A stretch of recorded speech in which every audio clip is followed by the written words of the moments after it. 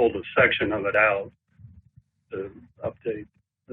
Well, John, if we don't need to hear it today, if you don't, because I've already got an order and everything, because we've got 14 solid that are there. I know.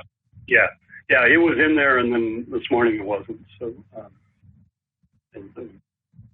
we'll bring it back.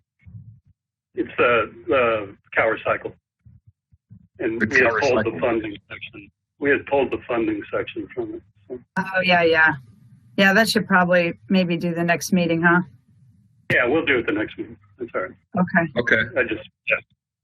Thank you. I wanted to yeah. Right. Sorry about that. Nothing's intentional. I plan on more scrubs moving forward. I don't know. Never know.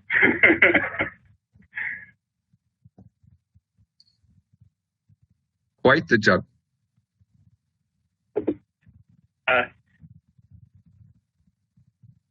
I'm really looking forward to hearing David Alloway, though. I breezed through his presentation. He's got so much to cover. Yeah. David, so. We're going to cut it to 25 minutes and then a few questions. And then that way we can leave another half an hour for our policy discussions, which obviously we have a lot of that came at the end, which is what I was worried about, but that's just the way it is. So we'll just do our best. Yep.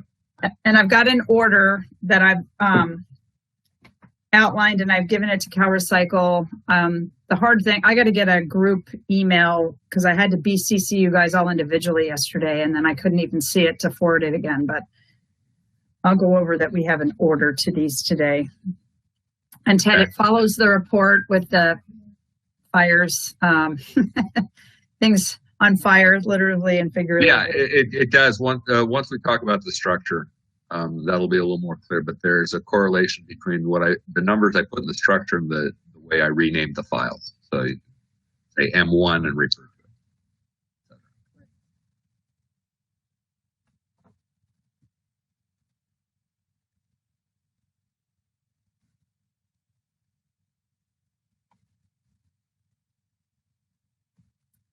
2 minutes. And we're going to get started right on time because we have so much to do.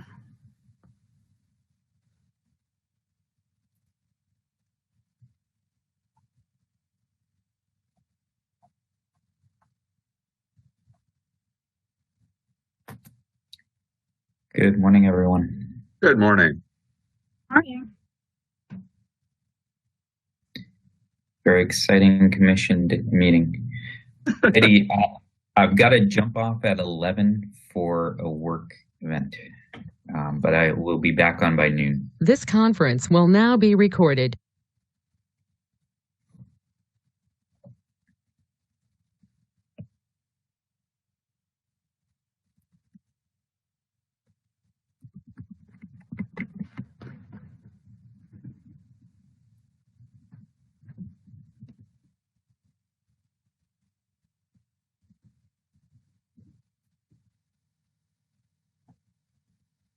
Hopefully everybody's got their coffee. They need it today.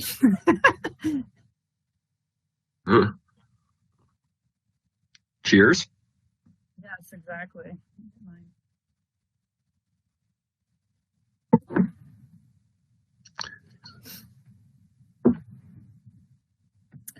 Okay, I have 8:30. So I think at this point, we will go ahead because we have such a full agenda and we will call the meeting to order. Want to welcome our commissioners, Cower Cycle, and the public again. This is our 11th meeting of the Statewide Commission on Recycling Markets and Curbside Recycling. I want to just start with a few words. The National Stewardship Action Council has been recording the commission meetings and will post the video later this afternoon if you'd like to see it. If you want to see the recording of any of the commission meetings or the full commission meeting, you can also ask Cower Cycle through a public information request. Commissioners, please again use your asterisks in the chat box when you wish to speak so I can see you, and I can call on commissioners in the order requested, and please, Cower Cycle and others, help me stay on track if I miss someone. Public comments can be taken through the meeting. If they're submitted in writing and posted on the website, we're not going to read them all out loud. We don't have the time, and the commissioners try very hard to read them all in advance of the meetings.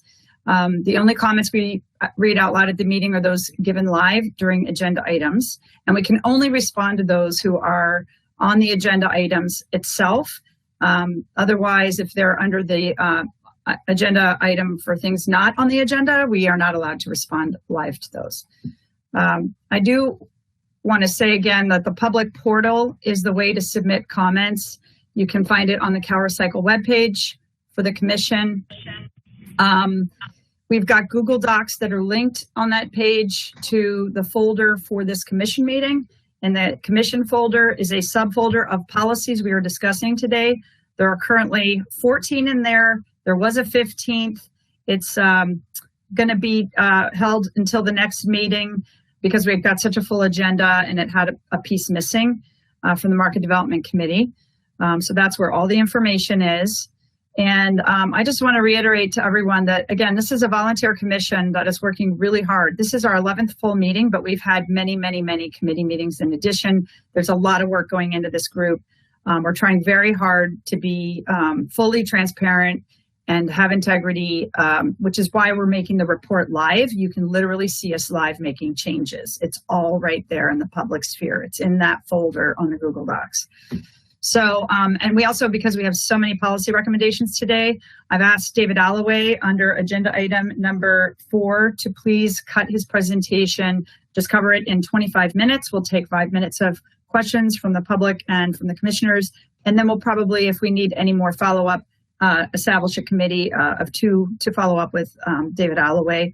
We'll also probably be able to shave a lot of time off of the Basal Action Network presentation because that's simply a rereading of what's already been put in the report. It's a second reading of that language to make it final for the report going in January to the legislature.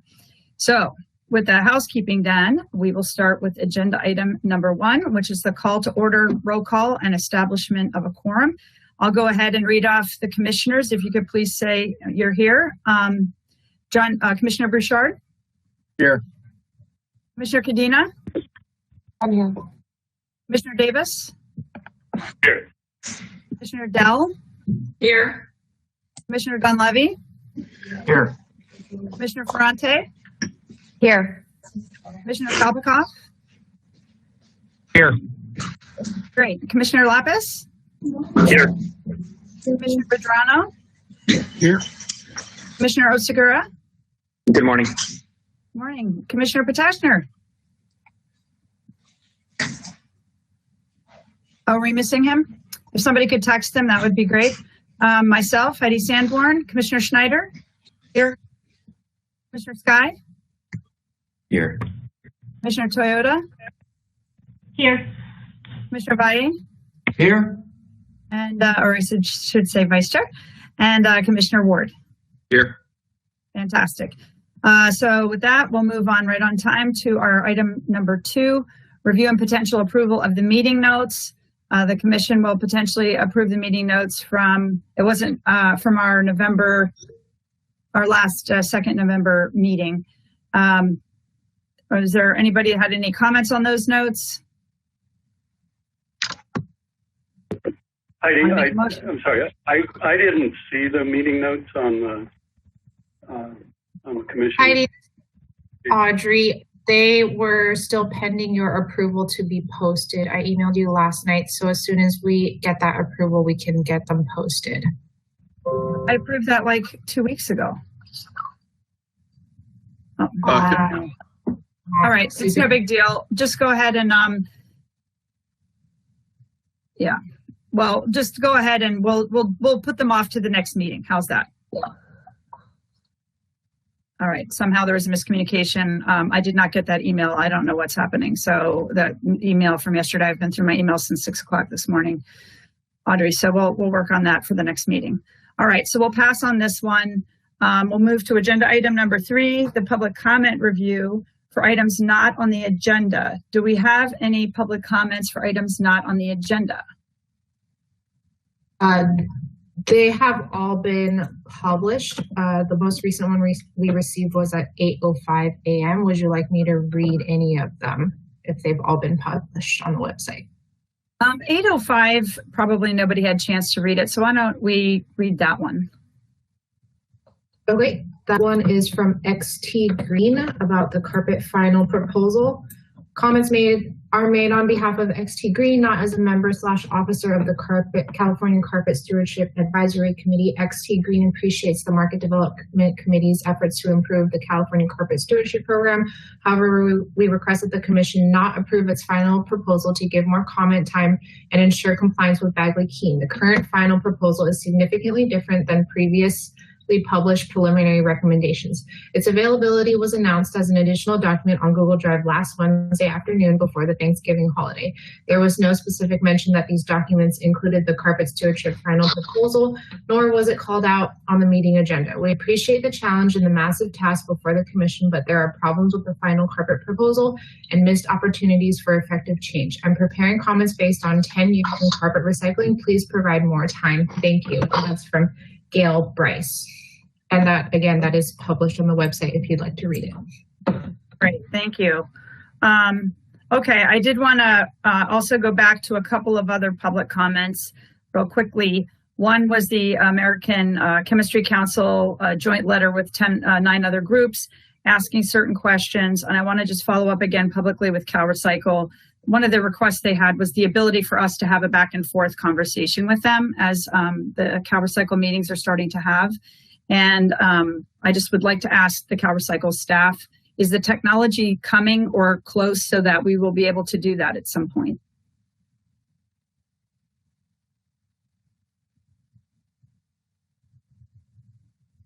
I'm not able to speak to that. I would have to take that back to management to get you an answer for that, Heidi.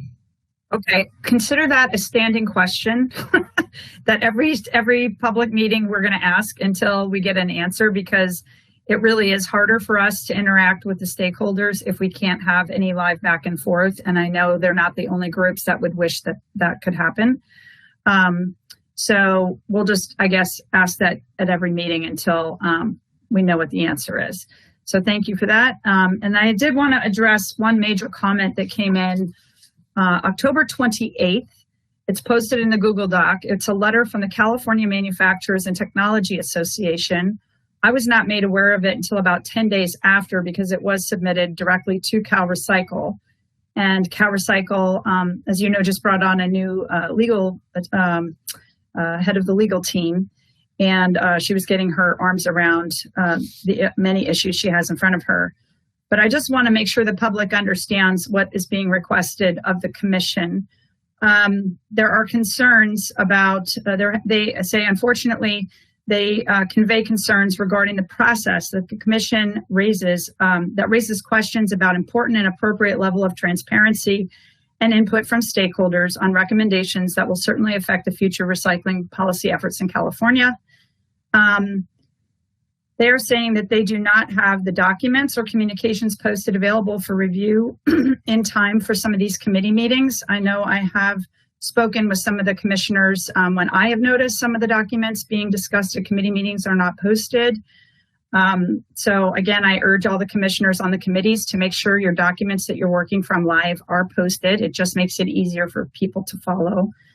They're also asking, though, that we follow, they request our records from each commissioner, and it includes activities of the Commission with regard to official communications between the commissioners and stakeholders.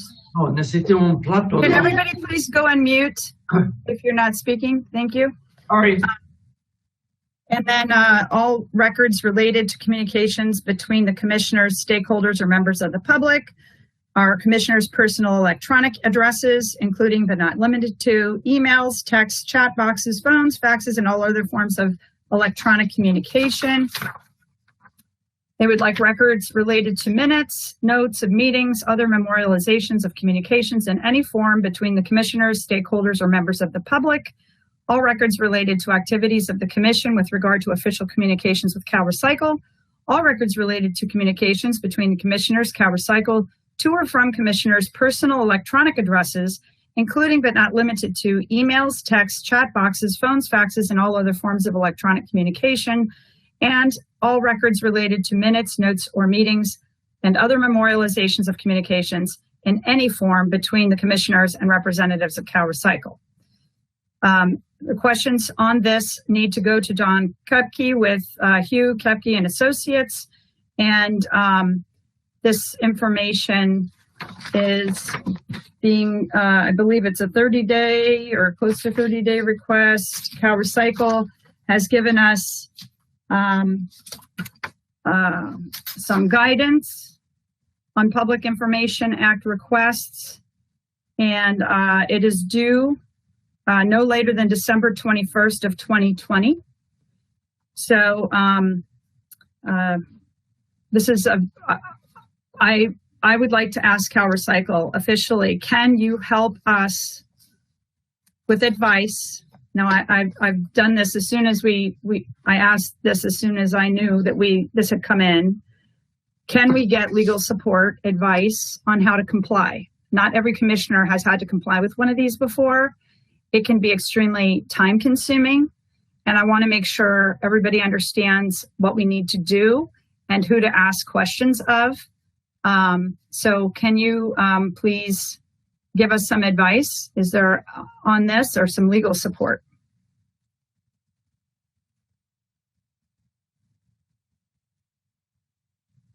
Anyone from CalRecycle? Zoe? I think she just dropped off by mistake. I'm hoping she can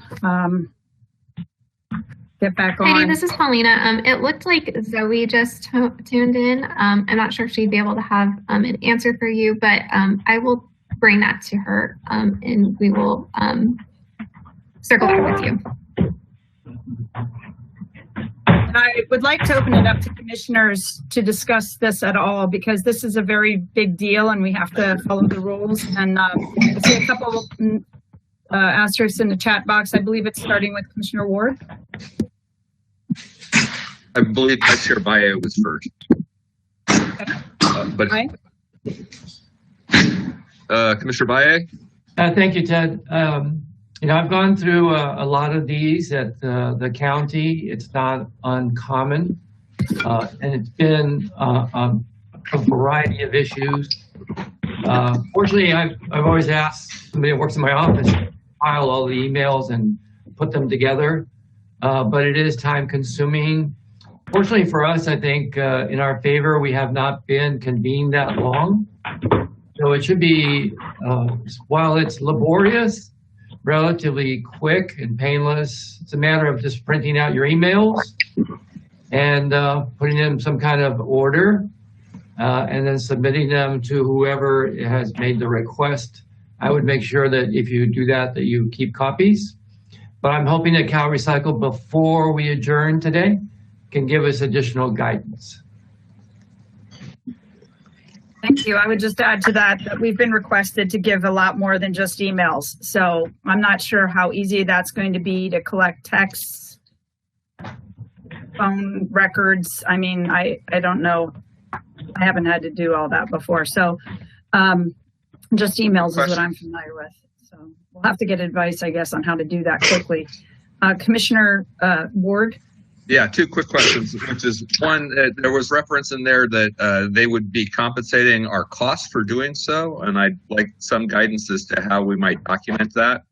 And then the other one is the question about the timeline. Is this through the date of their request, or is this does this continue on past the date of their request? What is the period in which we need to report these records? First, I'd like to ask, if you're not speaking, to please mute yourself. I'm hearing a lot of background noise. What I can do is maybe the vice chair and I can call Dawn at CMTA and ask these questions. We have nothing to hide and we're happy to provide these things, but it does seem really difficult to me to try and figure out every text, every phone call record. I don't know how to do this, and I don't have staff that can do it. So, and whether they're compensating us, because this is going to be quite time consuming. we're not getting compensated for this commission as it is, and we're already putting in a ton of work. So I just want to, is that okay? Would that be, of course, we're waiting for Cal Recycle to get back to us. Zoe, I see you're here. Do you want to say anything to I was having technical difficulties. I couldn't hear from my computer, but so apologies. And, these are all really good questions, and totally understand that there is just lack of clarity around the request. So what I recommend is that we convene with Cal Recycle Council to get some clarity on these specific questions that you've asked, and to provide further clarity on the request. And just because the request came into Cal Recycle, Heidi, let's talk to council first before doing direct outreach to the requester, if that's all right with you all. Okay, because we're already into December, and I just worry about the time. This is time sensitive, and all of us are getting into the holidays, and to collect all this information is going to take us all different levels of time. Some of us have people that can do it, and some of us don't. So I think it's really time sensitive.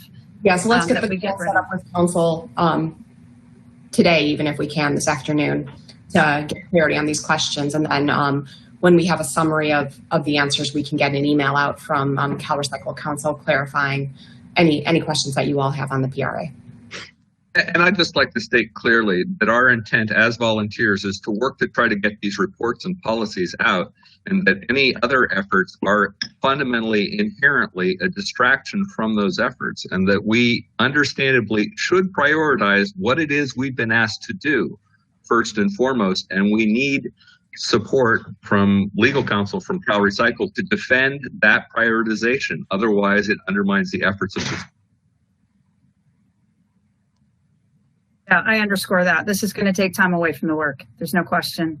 So, and we've got, as another public comment that came in today about the carpet, I just want to remind everybody, I don't know if any other group has ever tried to be this transparent. I mean, we have everything live, everything's posted 10 days in advance. We have committee meetings multiple times, committee meetings usually before it goes to the commission, and then we have a 2-reading process at the commission level, and we're asking the commissioners to share, with your colleagues and anybody with your stakeholder groups, what we're doing, so everybody can follow before we ever, put a recommendation out as final. So, and literally I watch Ted and I make changes live to the report. So I know people are watching. It's all right there. There's nothing to hide. But anyway, thank you for that, Zoe. And we will look forward to working with you quickly on that and getting back to the commissioners. And we will not do reaching out directly until we've had that conversation. Okay, very good. Well, thank you. Through the chair? Yep. Through the chair, I'm sorry, Commissioner Schneider. To staff, also having done a lot of these, when I read the letter, it is absolutely asking for the universe. And typically our legal staff would go back to the person making the request to tighten up what the search is. For the chairs, this is going to be a lot of work. However, it would be great to get clarification from Cal Recycle that anything that has been sent out by staff, we do not have to account for, that staff would do that, because this letter also goes to Cal Recycle.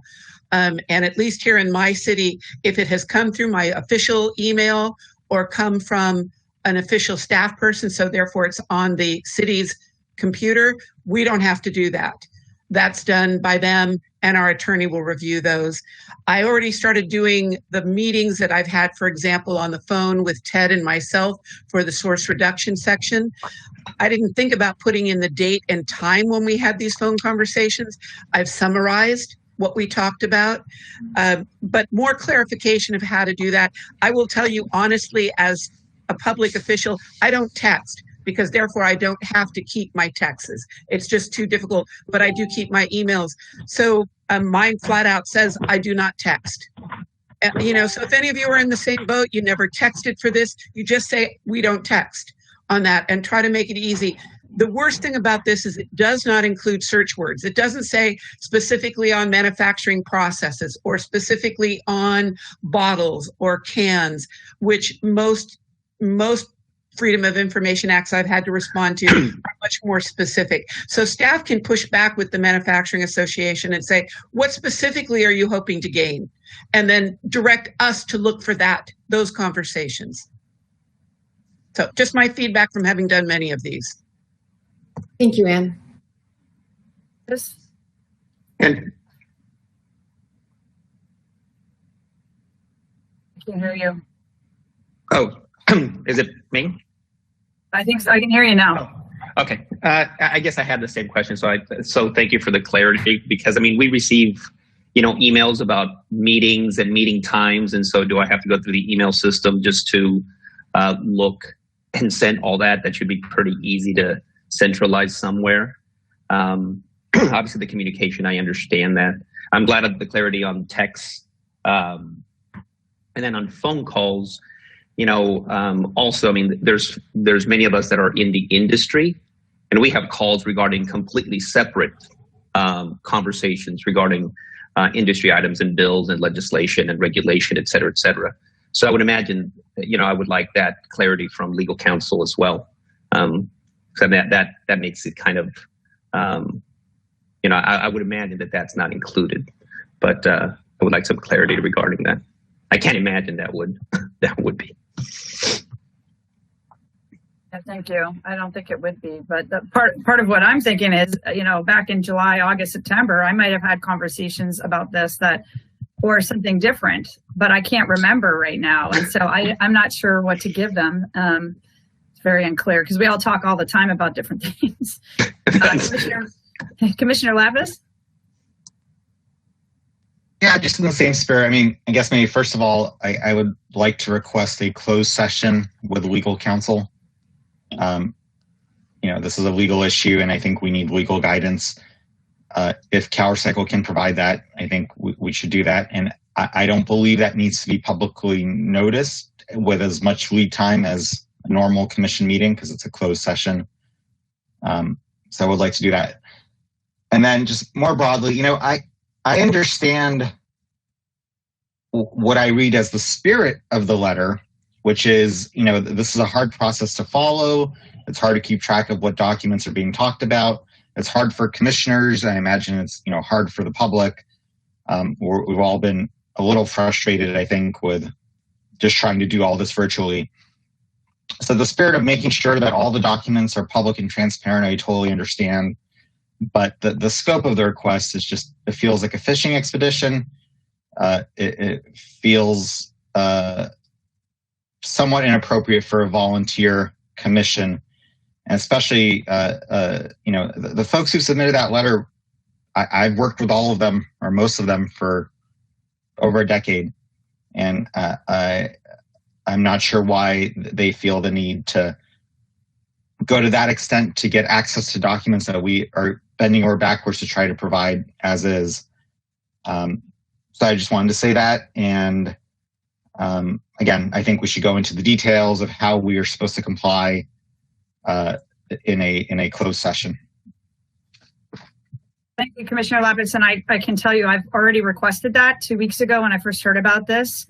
And I thought we would have had a yes by now. And we were actually thinking maybe of doing it before this meeting. And I've not gotten a yes back from CalRecycle. So I really need CalRecycle to respond as to what level of help, if any, they're going to be able to give us on this, because time is ticking on the deadline. Commissioner Dunleavy. Thank you. Just agreeing with the prior commissioners, it is far too broad. They're just looking for who knows what. But I think we should recognize we are a volunteer advisory commission. What comes out of this commission is not binding. It will move on to the next level that will go through the process all over again.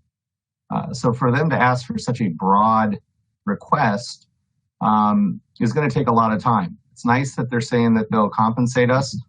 So that's going to now put us into a paid category. So if we have 17 commissioners making X dollars per hour, we should let them know that the cost of this fishing expedition is going to be X. So they know what they're asking for. I really think if If they're looking for information, they should specify certain subjects, certain committees to really scope it down instead of everything from everybody on anything. It looks like it's just trying to slow us down. I think we're going to have to get legal counsel's advice, but we should send the bill back to the people requesting it. If we're going to have a special meeting with all 17 of us, we should send them the bill for our time because we do have day jobs. And I keep saying we are a volunteer advisory committee. So if they want to pay us to get together and get up to speed on this and print out a lot of everything for who knows what they're looking for, have them pay the bill. They can engage like other stakeholders have.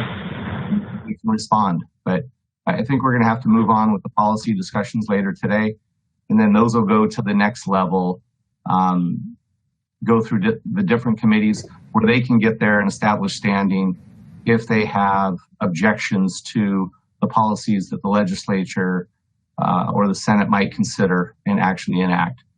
But again, everything we're doing here, nothing's binding. It's only a recommendation. So that's my 2 cents. Thank you. Thanks. I think we'll wrap this up and I'll just comment on 2 things.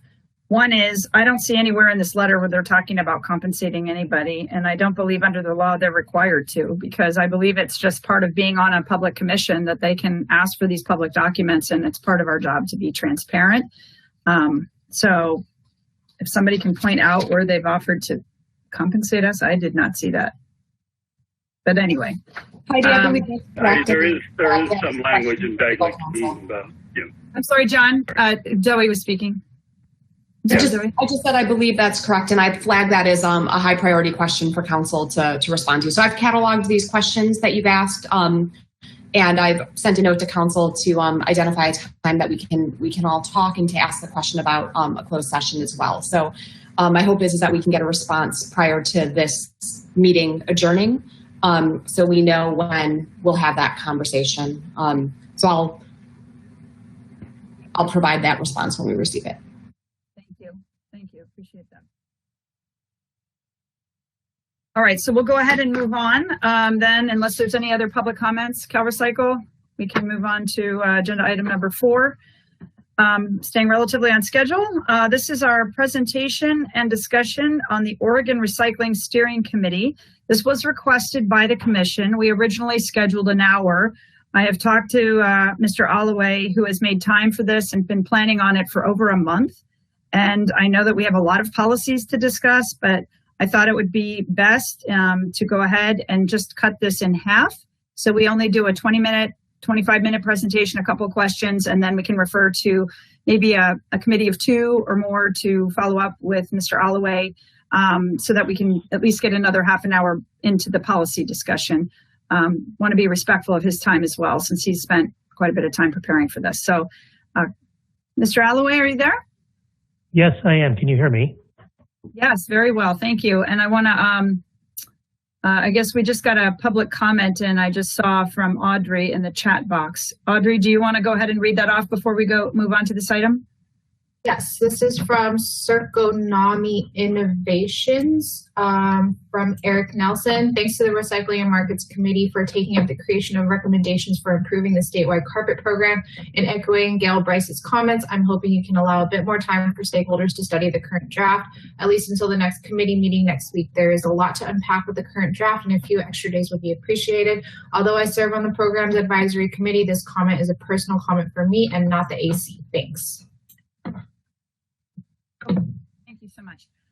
So David, I think we'll go ahead and turn it over to you. Thank you very much. And if you could keep it to 25 minutes and then we'll just take a couple of questions and move on. We really appreciate your time. So the floor is yours. Glad to. Yeah, thank you so much, Chair Sanborn, and good morning, everyone. Thank you for the opportunity to meet with you today. Can you see my slides first off? Yes, we can. Perfect. Okay, so as Heidi said, we're going to go through this pretty fast, and I'm happy to discuss this with any of you afterwards.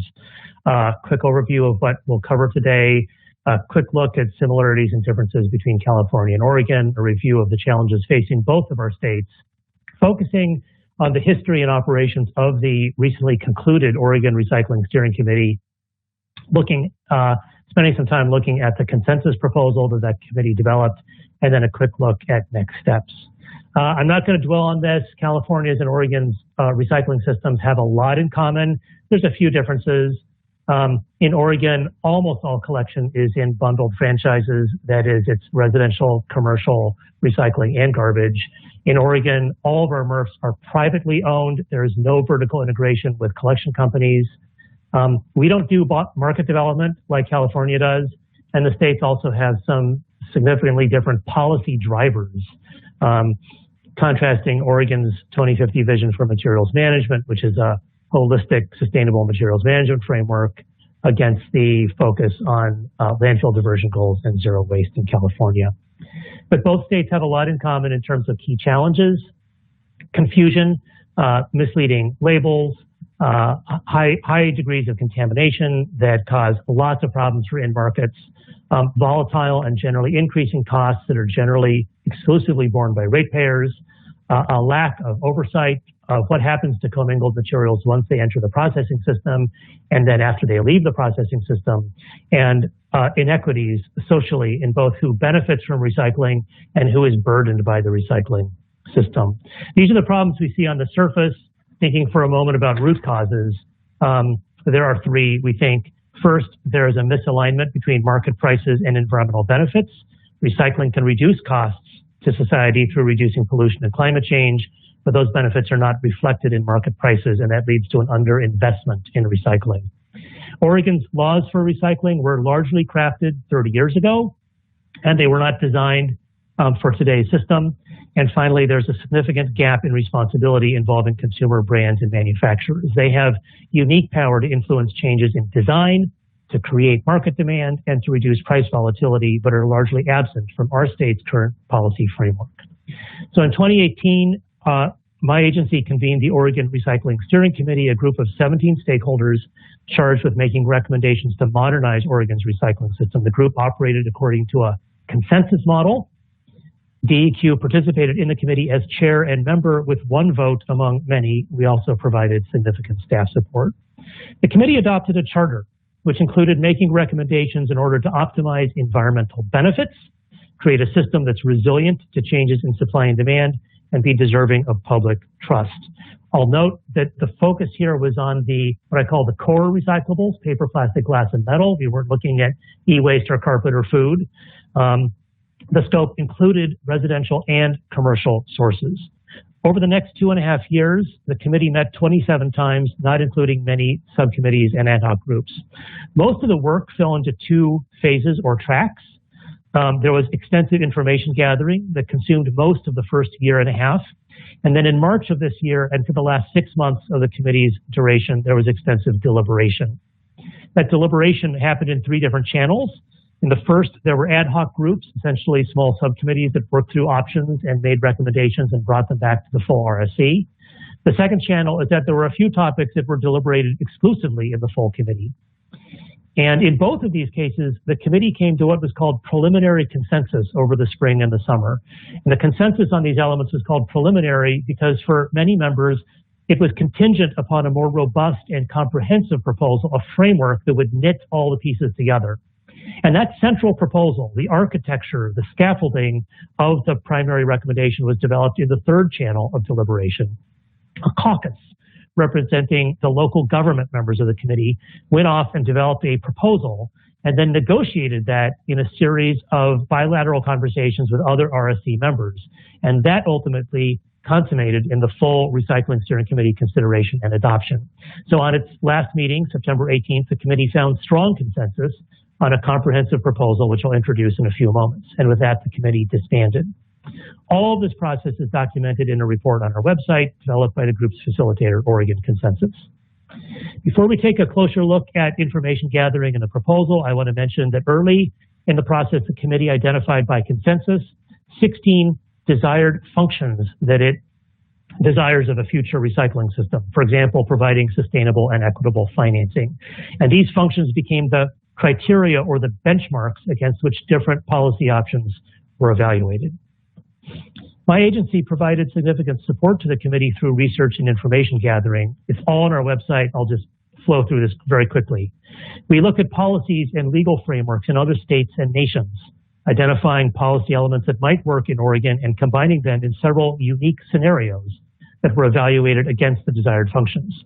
This led to a deeper exploration of EPR, and we commissioned some follow-up research into questions asked by committee members. For example, whether or not EPR can help reduce contamination, or there's evidence it can provide stable in markets. DEQ and the committee began some exploration of social equity considerations, considering both the distribution of benefits and burdens. We also undertook extensive engagement with other interested parties.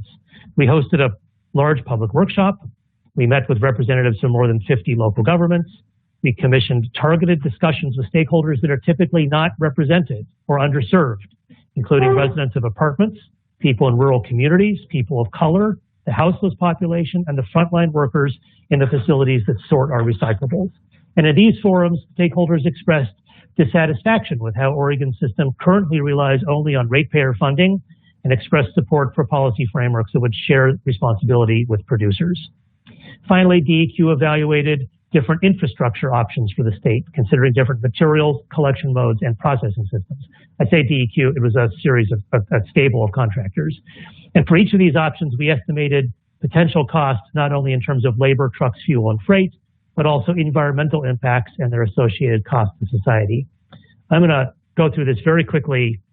Basically, on the left-hand side, you see the net transaction costs in millions of dollars per year, uncertainty ranges for 4 different infrastructure scenarios.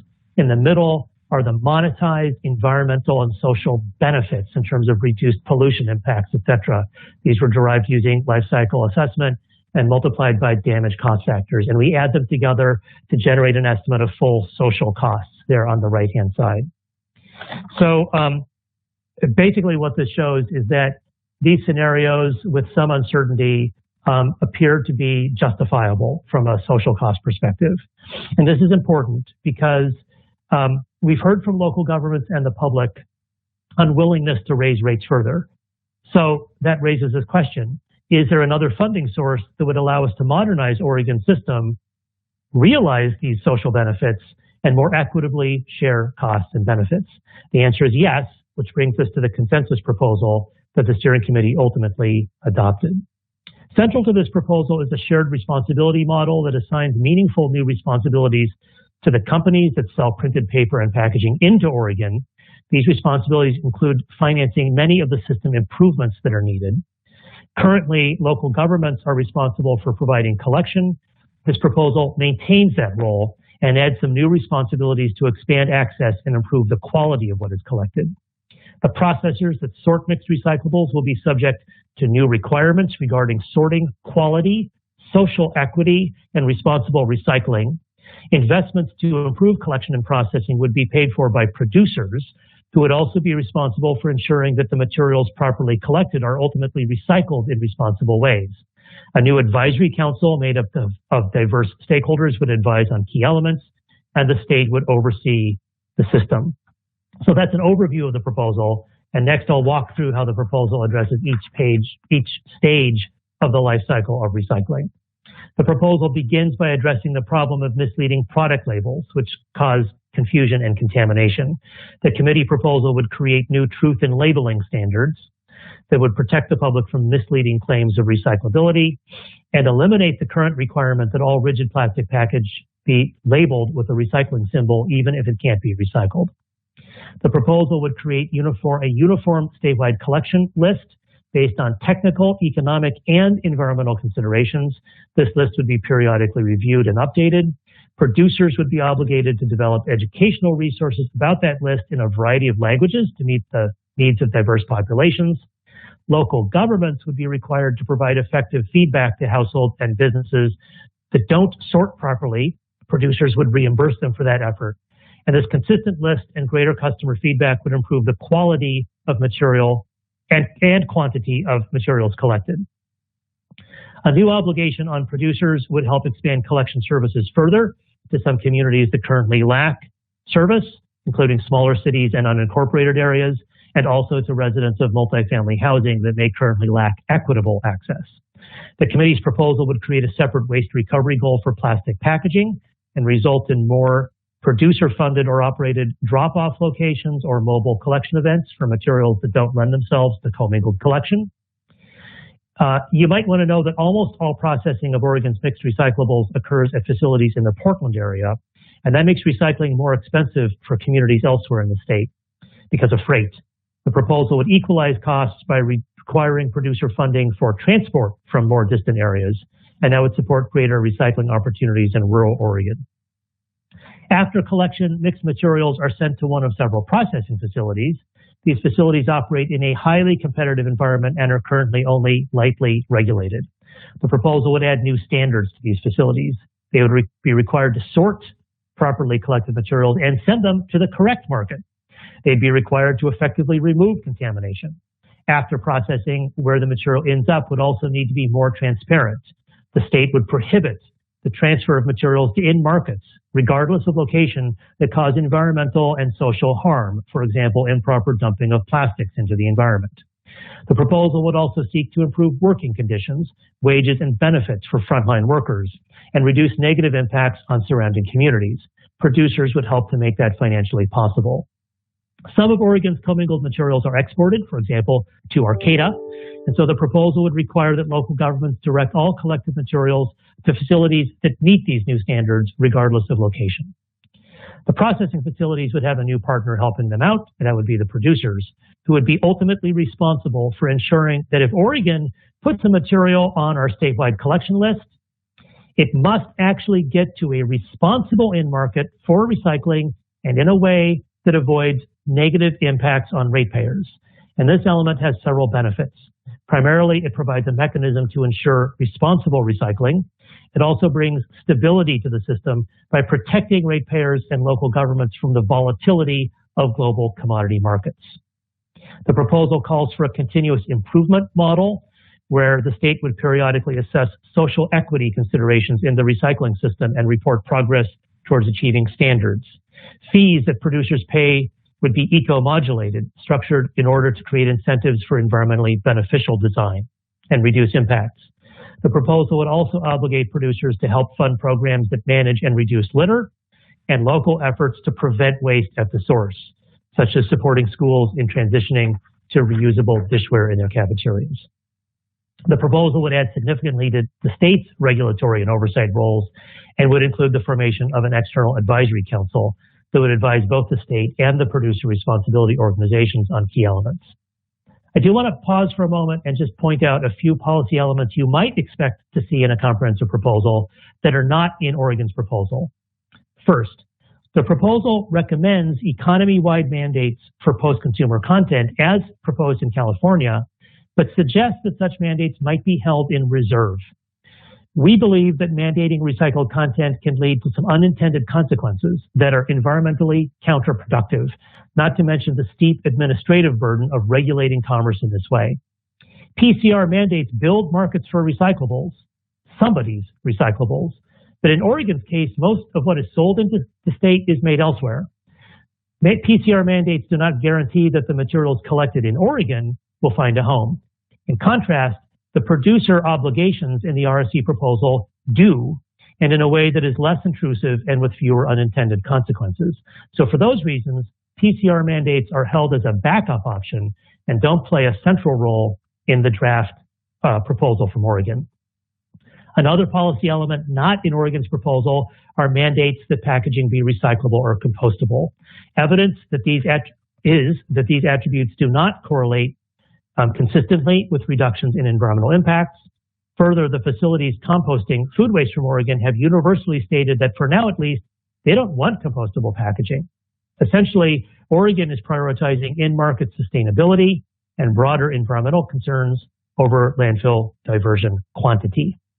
Finally, because this proposal, yes. I'm sorry, I'll interrupt you very briefly. We've got a question from Commissioner Potashner. I suspect it's on what you just said, so I just want to give him a chance to speak up. Yeah, of course. Thank you. Hey, David. Just on this point, so if I'm a producer of, say, polystyrene that doesn't make the recycling list, is there any policy in this that would push me towards a different material, or if I keep putting it in as polystyrene, say, and not get it recycled, not label it as recyclable, and still have complete access to the marketplace? Yes, there are some incentives that might, thank you, Commissioner Potashner, there are some incentives that might cause producers to change. First of all packaging and paper sold into the system is a covered product and pays fees, regardless of whether it's on the recycling list or not. And specifically, materials that contribute to contamination of the recycling system and materials that contribute to litter would be paying fees for the management not only of the recycling system, but specifically the reduction of contamination and the reduction of litter. So these additional fees and eco-modulation would create incentives that might cause the producer to switch to a different material.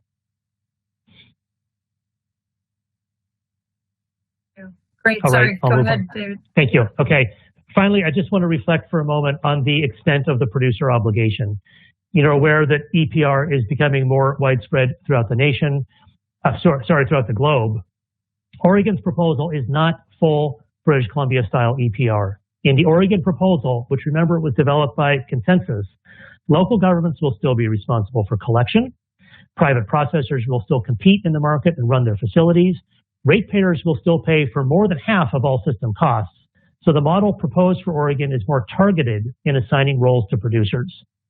Regardless, let me just say that one elegant feature of EPR is that it maintains a more level playing field for in-state businesses. The proposal regulates producers that sell products into the state, regardless of their location. DEQ believes that producers hold the key to modernizing and stabilizing recycling in Oregon. First, because local governments and many residents we talk to have been clear and consistent. Ratepayers are tapped out. Having producers and their global consumer base share in the cost of recycling here both brings in the funding necessary to modernize and sustain recycling. It also more equitably aligns the funding sources with those who benefit, because much of the environmental benefit from recycling by Oregonians actually occurs in other states and nations. Importantly, producers also hold the key because they control and influence many factors related to the success of recycling. They control and design the labeling of products. They decide whether to use recycled materials, and they're the most closely affiliated with the global commodity markets that drive the economics of recycling. So as you can see, the consensus proposal from the Recycling Steering Committee is broad and comprehensive. Importantly, the proposal received consensus from all members of the committee. And looking back at the root problems that I identified, the proposal addresses them all.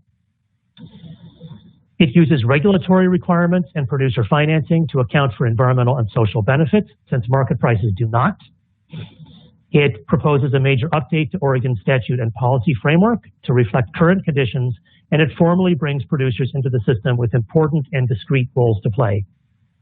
The proposal also addresses higher level objectives that were contained in the committee's charter. It optimizes environmental benefits, creates a system that would be resilient to change, and would be deserving of public trust. It also improves services for underserved populations and advances other social equity considerations. Reaching consensus, as you know, is not easy, and a lot of people put a lot of hard work into this process. The strength of the proposal is the coalition of support, and DEQ is committed to advancing the recommendations developed by the committee. The committee held its final meeting on September. Oh, sorry. A quick question on that, David. If you could go back one slide that you were just on. I had one quick question. Market prices don't reflect environmental benefits, but they could, right? If there was an eco-modulated fee. And Chair Sanborn. Is that right? Yes. Well, there are several ways in which the proposal has better aligns market prices with environmental benefits. Eco-modulated fees is one of them. But the other one, frankly, is the producer obligation to ensure that materials on the collection list are recycled responsibly. Remember, we've done this social cost assessment that says, look, let me use certain grades of plastic as an example. There are certain grades of plastic that make really good social benefit to recycle. But because virgin resins are so inexpensive, it doesn't make sense in our market economy. The signals are all wrong. The market economy says, do not recycle these materials, even though from a net societal perspective, they should be recycled. So by obligating the producers to ensure a market, a responsible market, that these materials do get recycled, and by establishing a recovery goal for plastic, that internalizes the cost and makes it the responsibility of the producers to make sure that socially advantageous, cost-effective recycling actually occurs, irregardless of all the virgin subsidies that are undermining the economics of recycling. So it's eco-modulated fees plus producer obligations generally. Thank you very much. So actually, I was at my last slide. I'll just wrap up and say that DEQ has taken the contents of the consensus proposal. We've put it into a legislative concept, which is the first draft of a bill. It was a very fast turnaround. We didn't get all the details exactly right. So this month and going into next year, we're going to be continuing conversations with those who were deeply engaged and with other interested parties. We expect this will result in one or more amendments. We're anticipating a robust conversation about recycling in our state house next year. And that's the end of my prepared remarks. Thank you very much for your attention. I'd be happy to answer more questions. Thank you. Thank you so much, David. And I know you speeded that up, so thanks for doing it. I think that we've got some comments, it looks like, from Commissioner Lapis. Hey, David, thank you so much for presenting, and I'm always fascinated to hear what you guys are working on. You kind of touched on this just now, but I know that DEQ has a different regulatory structure than CalRecycle and has, I believe, slightly broader authority. So how much of this is within existing DEQ authority versus requiring a new bill? Thank you, Commissioner Lapis.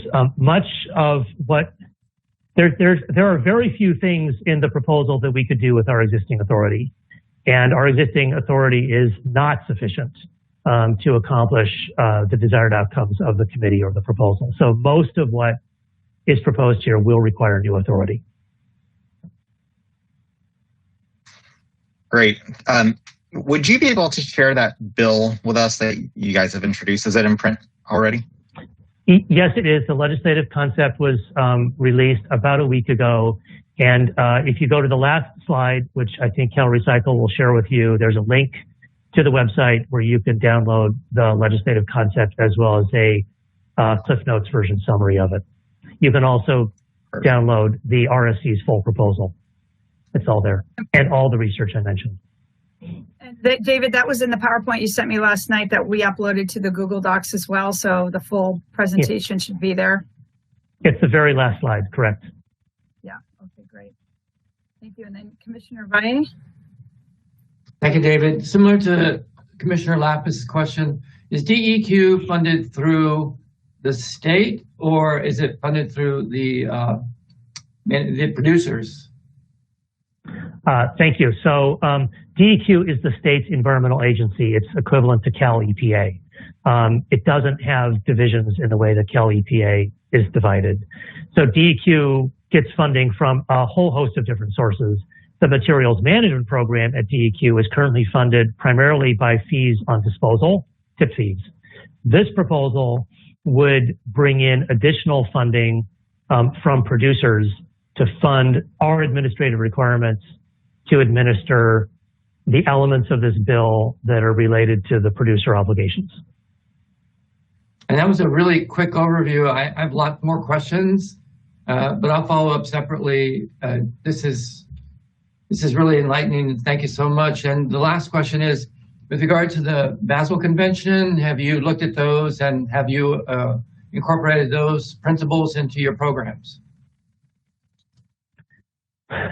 Commissioner, that's a very complicated topic to answer. I will say, in a nutshell, yes, we have tried. And we are looking to add some additional state-level requirements given the fact that the U.S. is not a party to the Basel Convention. Thank you. Is that it, Vice Chair Valle? You good? Great. Okay, so we'll move on to Commissioner Bouchard, and then we'll just take one or two more and have to move on. Hi, David. Thank you for the presentation. Can you talk about how and or if labor protections for workers in the industry are incorporated into this program? Thank you, Commissioner. Yes. There's several different ways in which that's done. I mentioned that Oregon sends its recyclables to a variety of processing facilities, both in-state and out-of-state. We don't have permitting authority to permit worker protections. However, because some of our materials go out of state and we can't permit those facilities anyways. The concept has this idea that local governments who control the materials they collect will be obligated to send their materials to facilities that meet standards. Those standards will include both sorting effectiveness, in-market disclosure and protection, and worker equity, worker protection. The standards can be met through a combination of permitting, certification, or self-certification. So the intent is to improve working conditions of these facilities, not only by reducing the contamination that comes in, but also by directly getting at issues involving working conditions, compensation, equity through this certification standard. It's more complicated than that, but that's the quickest explanation I can give. Thank you. Understood. Thank you. I think a lot of us are going to want to follow up with you, David. And then Commissioner Toyota, and then Commissioner Davis, and then we'll wrap this one up. Okay, thank you, David. I'm really impressed with the work that you guys have done. And you had said that there's there was a robust stakeholder engagement, and I'm wondering, since a lot of this the producers will need to also put into this framework, and I'm just wondering what kind of feedback you got from them and what their support level was for this, or if any. Yeah, thank you, Commissioner. That's a very insightful question. Producers were not, the brands were not directly represented on the Recycling Steering Committee, which was formed to bring together the people who have a current role, a current obligation in the system. Nevertheless, brands and associations representing brands were present in many of the meetings. We have had a series of side conversations with them. They are starting to engage more now that there's a legislative concept. And I'll just say that that community, my assessment is the community is highly balkanized. And the response we have gotten has ranged the entire spectrum, including, and I think many people are surprised by some moderate degree of support from some significant brands and groups representing them for at least some elements of this proposal. It's really very helpful that in the last 6 months, groups like the Recycling Partnership have come out with proposals that have quite a bit in common with the Oregon Recycling Steering Committee proposal. So 2 years ago, the gap between what was needed to modernize recycling and what producers were signaling seemed to be a chasm. Now it seems to be something smaller that's small enough that we might be able to bridge. And that's what we'll be looking to do in the next few months through the legislative process. Thank you. And this is John Davis, Commissioner Davis. Hey, David. Morning. David, talk about life cycle a little bit, and particularly how you see applying life cycle analyses and using them, in a viable fashion. How you would distinguish a life cycle analysis that seems to have credible information as opposed to something wrapped around the life cycle framework, but may not have information or analyses that would support decisions. Thank you, Commissioner Davis. It's an insightful question as well. So the concept of life cycle thinking and assessment shows up in the proposal in several different places. First, it shows up in designating which materials will be collected, because this is not a recycle everything proposal. It aims to recycle those materials that make sense to recycle. In part is informed through environmental assessment, including life cycle assessment, and that is really DEQ's bailiwick. We're open to hearing and seeing proposals from others if they want to suggest that we should recycle, material X, and here's an LCA that shows it's beneficial. We're open to looking at those, but we will be examining those critically. When it comes to eco-modulation, which also has the potential to bring in life cycle considerations, here we're actually proposing that the Environmental Quality Commission, which is our rulemaking agency, entity, would establish standards for LCA, so that any LCAs used for the purpose of regulatory compliance would meet standards regarding quality and transparency. And in that way, we could filter out some of the bogus work that has unfortunately given LCA a bad name. And finally, I want to acknowledge, I just want to acknowledge that we are very much aware of the fact that there are many things that LCA cannot do. This is not an LCA proposal. It doesn't put LCA front and center. It uses LCA as one tool among several to inform decision making. So my follow-up would be, would the analysis that DEQ does, is that going to be public and accessible to others, like people in California? Yes, of course.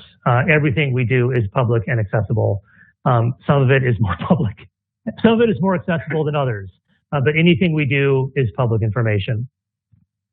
Okay, and just I note the difference between Oregon's approach on using life cycle analyses in a materials management framework. It is a different approach than what we have in California, where at least on this group we're really focused on that end of life disposition. But it sounds like you're going to be looking at end of life and the materials management. Absolutely, yeah, absolutely. And I just want to point out that some of you in California have heard me suggest in the past that we shouldn't be aiming to recycle every material in every place from all people all the time. You don't need life cycle assessment to understand that extremism in all forms is going to lead to some unintended consequences. And while it is true that at some point, more and more recycling will no longer make sense, at some point, squeezing that last ton out of the garbage system will lead to greater social burdens than benefits. What our assessment showed in those slides I went through very quickly, what our assessment showed is we are not at that point yet. And that a modest investment, an investment that might increase our system costs by as much as 50%, a modest investment in recycling expansion and modernization generates environmental benefits that are justifiable. And it's LCA that we used to demonstrate that and to justify it. So we are very much using it to inform end of life. Thank you. Thank you so much. And I know there's a couple of other commissioners that wanted to speak, but we were trying to save time for the many policies that we have to discuss. And I guess I just want to throw out a concept that it probably would be a good idea that we establish at least a two-person committee that's staying in very close connection with David and what they're doing in Oregon, and it can report back maybe at every meeting and sending us out, and we can post on the Google Docs the legislation they're developing and the results of stakeholder meetings and all that kind of stuff that we think is very pertinent to what we're doing. Is that something anyone would be open to, and would you be interested in sitting on that? Okay, I see a hands up and a thumbs up from Vice Chair Valle and a hand up by Commissioner Ward. Did you want to speak? Oh, you're just thumbs up. Okay, and then Commissioner. I was going to yield to Commissioner Toyota. I saw her hand up, so I got. Oh, sorry. Okay. I guess would somebody like to make a motion that well, and actually we've got some public comments, so maybe just noodle on that for a minute. And then we'll take the public comments, and after the public comments, we'll decide where we want to go from here. Okay, great. 3 public comments. One first from Randy Pollock of Churchwell White. Does the Oregon proposal include advanced recycling? And then we also have from Omar Terry.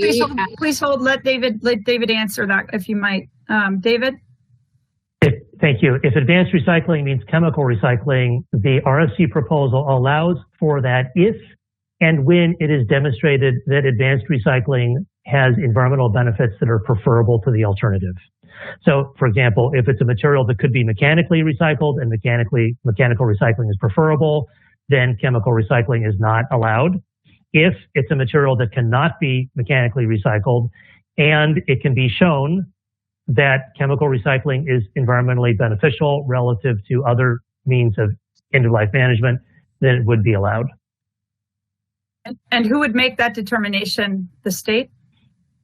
That would be a determination ultimately made by the state, because it is the producers who are obligated to propose and disclose responsible in markets through their producer plans, which are subject to approval by the state. Thank you. This is another reason why I think we ought to stay very closely connected, because these are the same questions that we're being posed with. And thank you, Mr. Pollack, for the question. The next comment, please. So the next comment is from Omar Terry at American Chemistry Council. It is directed toward the statewide commission. However, it says the meeting date of December 7th. Would you like to hear this comment today? Please. We're not having a meeting on the 7th, unless that's market development. There's a few committee meetings on the 7th. Maybe it was a typo. Why don't you go ahead and read it?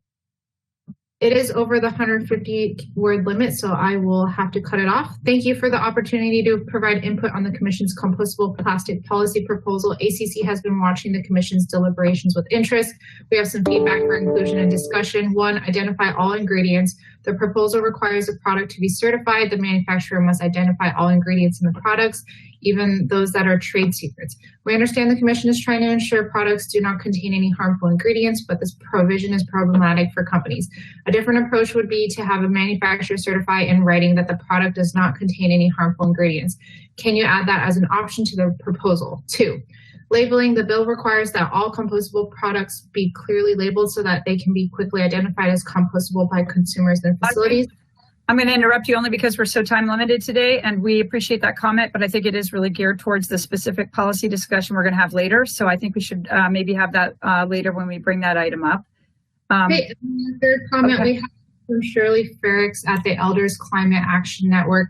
Let's also highlight the consumer responsibility to be highly discerning when they make purchasing decisions. They vote with their money. This requires good education. Also encourage consumer advocacy to write to producers of products they use, often to ask them to change packaging. And all of those comments have been published. Thank you very much. And we definitely agree that part of the problem with people voting with their dollars is that they're getting mixed messages on what's recyclable and what isn't, which is part of the task of this commission. So excellent points. Thank you for the comments. And I'll go back to the commissioners. Would you like to assign a certain group of us, preferably 2, then we don't have to have the notices and all the staff time that CalRecycle doesn't have actually to support us.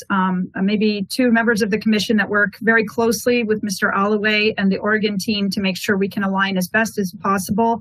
Since again, we all would prefer harmonization of rules and making sure we benefit from the great work they've been doing up in Oregon.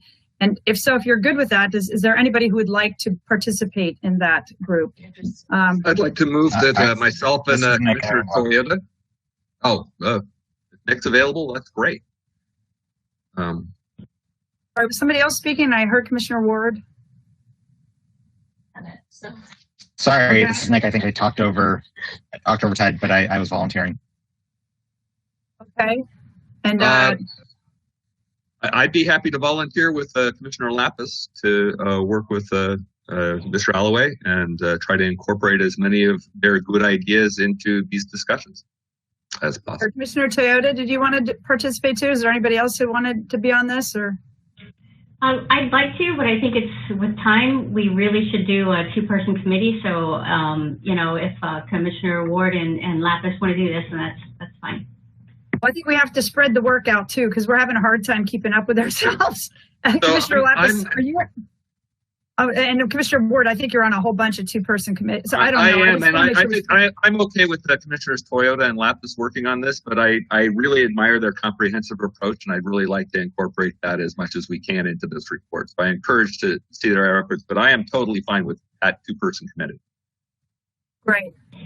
Is there anybody who is not okay with that? Otherwise, we can. Motion. Okay.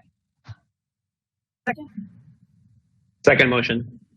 Very good. So we have a first and a second for Commissioners Toyota and Lapis to participate and work closely with member or David Alloway from Oregon and keep us connected to that working group. Everybody give a thumbs up if you're good with that. Okay, fantastic. Is there anybody who gives a thumb down? I don't see any. So thank you very much, Commissioners Toyota and Lapis, for stepping up and creating that connection with our dear friends to the north.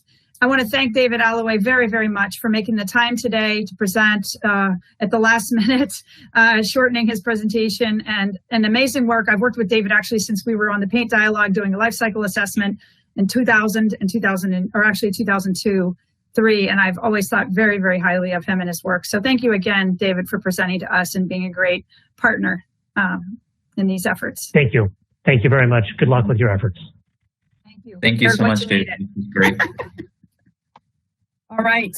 So we are going to move on. We're at 9:40, moving on to agenda item number 5, discussion and possible adoption of policies on the Basal Action Network presentation. This really comes out of the presentation that we had by Jim Bouquet, and then we had a follow-up discussion about it. We had some language put into the draft report, and this was to be the second reading of that language because, as we've discussed, we don't, as a commission, approve anything to be a final language in the report until it's been through at least 2 of our meetings where we reapprove that language in the second reading, just like county supervisors do, to make sure everybody has time to keep up with us and we're totally transparent. So I will open it up to Vice Chair Valle and Commissioner Lapis, because I believe they were working on this. Are there any updates, changes, feedback you've gotten, anything you want to do with this language other than ask that everybody approve it? I would just ask, can you put it on bring it up on the screen, Commissioner Sanborn? Yeah. CalRecycle, can you go to the report, please, in the Google Doc? Is that possible, or do you want me to do it? If you could do it, that'd be great. Okay, let me see. And while that's coming up, Commissioner Lapis, I have not heard of any changes or additions. Have you? No. No. All right.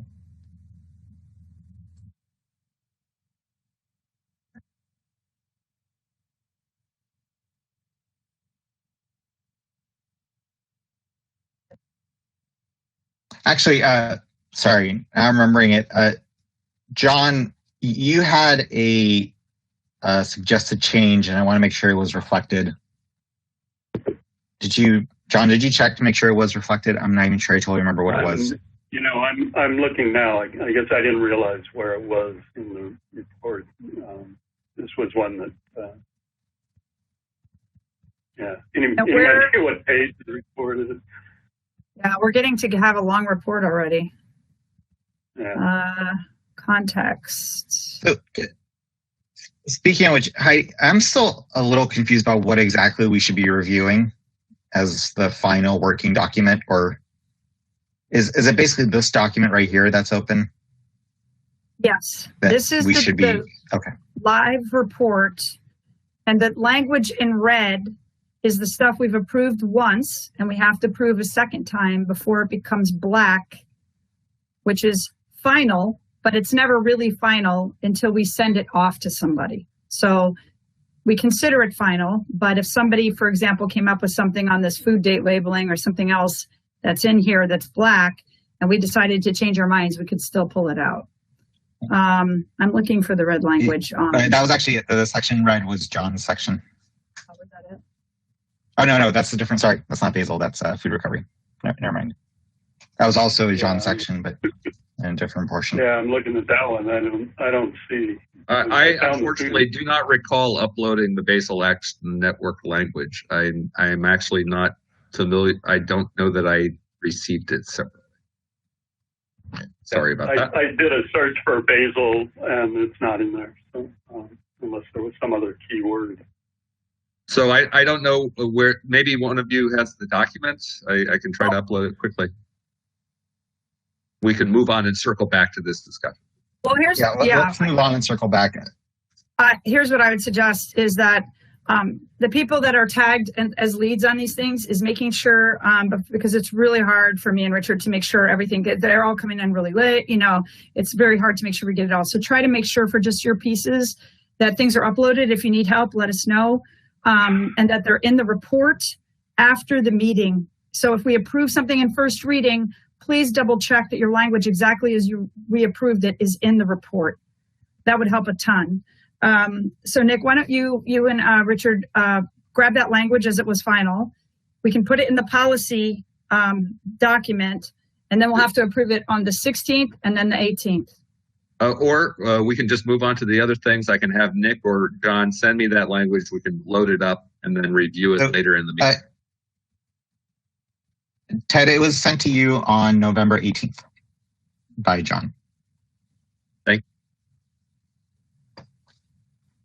I think we should just come back to it later this meeting because we've discussed it twice already. Yep. Okay. So again, I will stop sharing my screen. Okay. So why don't we go ahead then and we will move on. We will pass on item number 5 and we might have time to go back to it. Now we had scheduled a break, but I would suggest that we keep moving at this point. If everybody's okay with that, since we have so much to do. So let's go ahead and go back to agenda item number 6, which is discussion of the draft policy recommendations report and process, which is actually timely in that we have the report up. So Commissioner Ward was going to take the lead on this discussion, so I'll turn it over to him.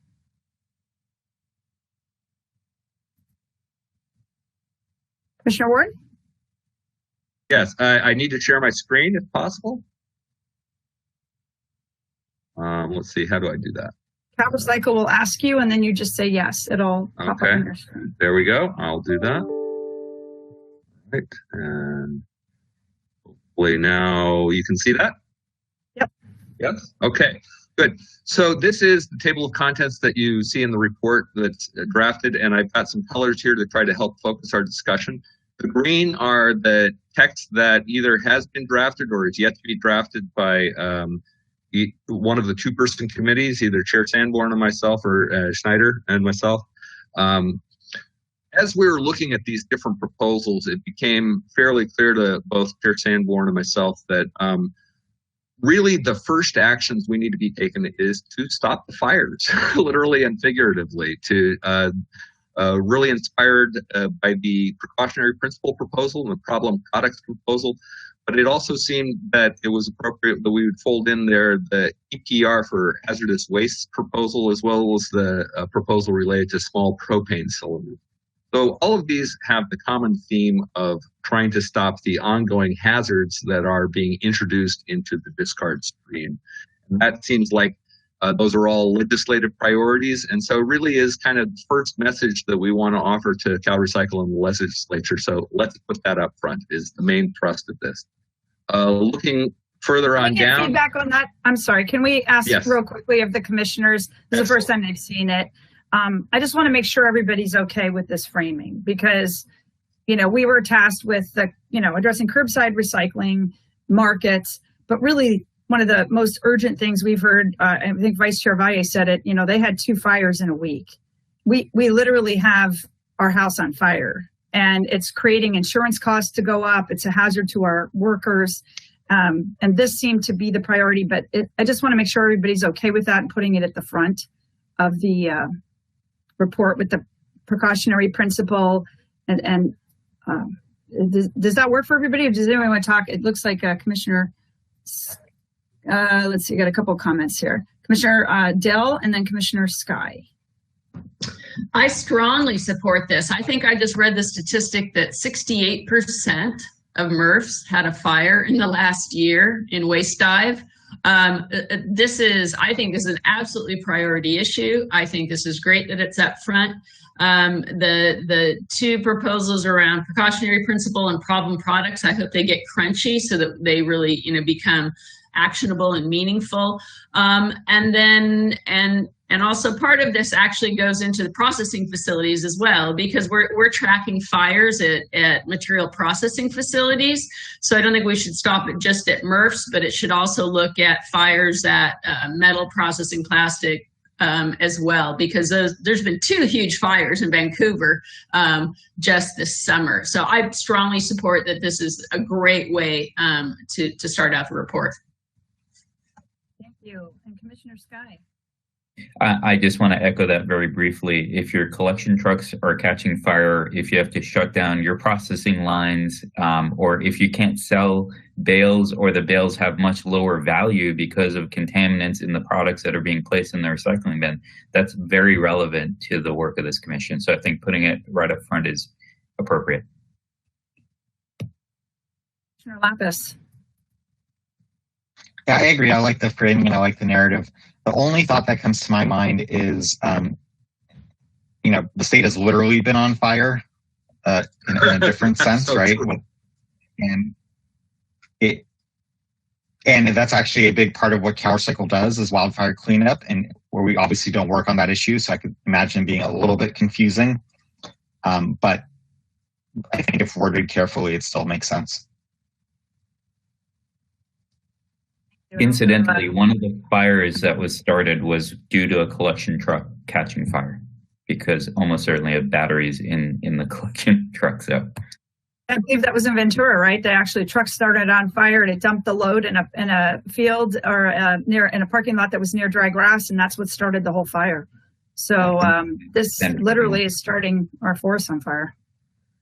And then I think we have public comments, so I'll go ahead and turn to those real quickly. I had a comment. Oh, sorry. Where are you? You're after the public comment, I think, and John Bouchard knows. Yeah. So let's let Audrey read in the public comments first, and then we'll go to Commissioner Bouchard and Osagura, please. Okay, from Bob Peoples of CARE. CARE appreciates the opportunity to engage with the Market Development Committee. After considerable time was invested in responding to the Market Development Committee questions, the final recommendations were quite different. CARE feels some of our input was not given sufficient consideration, and the very this doesn't seem to be on this item, this comment. This seems to be on, we're talking right now at the beginning of the report, and I think they were talking about the specific comments on the carpet stewardship program, which is going to be discussed under agenda item number 7. So can we hold that one for item 7? Yep. Okay, unless there's something in there that's regarding this report right now and the formatting. Are there any other comments regarding this report and the formatting? No, there is not. Okay, thank you. Commissioner Bouchard? Thank you, Chair Sanborn. I just wanted to echo my support for this language. You know, these fires, number one, they put the workers in danger. And number two, sometimes when these fires do severe damage to equipment, it also results in layoffs, which is what happened a couple of years ago here in San Mateo County. We had a huge fire in a MRF transfer station, and it resulted in a significant number of employees being laid off for several months. So I think this is important language. Thank you. Excellent point. Thank you. Commissioner Osagura. I also want to echo Commissioner Skype's comments. And really, I think it's, raised that it's an extreme and problematic issue up and down the state, whether you're talking about our equipment, whether you're talking about our facilities, and the safety of employees up and down the state. It is significant, and it definitely needs to be addressed. Okay, I think we've got consensus. We're going to leave this first, let's stop the fires, literally and figuratively, at the top. If anybody has suggested language changes, please always bring them to these meetings so we can change them. So Commissioner Ward, you can go ahead and keep going through. I will run through the rest of this briefly, just highlighting where each of the proposals is falling within the structure as we have it now, and noticing that we've added a code to each one so that as we're referring to each of the proposals, we can hear about what it is we're talking about. I've also highlighted in blue sections that at this point in time, it doesn't appear that we're going to have anything of significance in the January version of the report. Waste prevention section is green because that is in draft language and available for your review.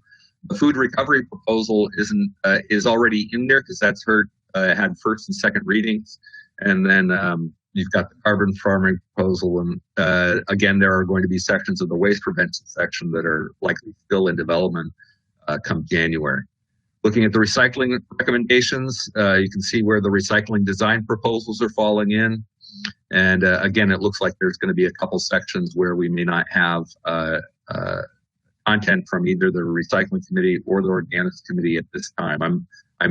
I've highlighted those in part because if I'm wrong, if we are going to have something about that, then I'd like to know that. So, Commissioner Ward, can you hold right there? Because this is very important.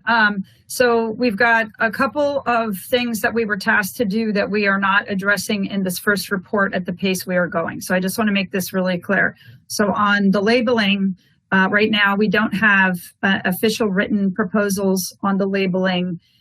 We can discuss that I know that there's been discussions about, do we have to wait for a definition of recyclable or compostable to be done?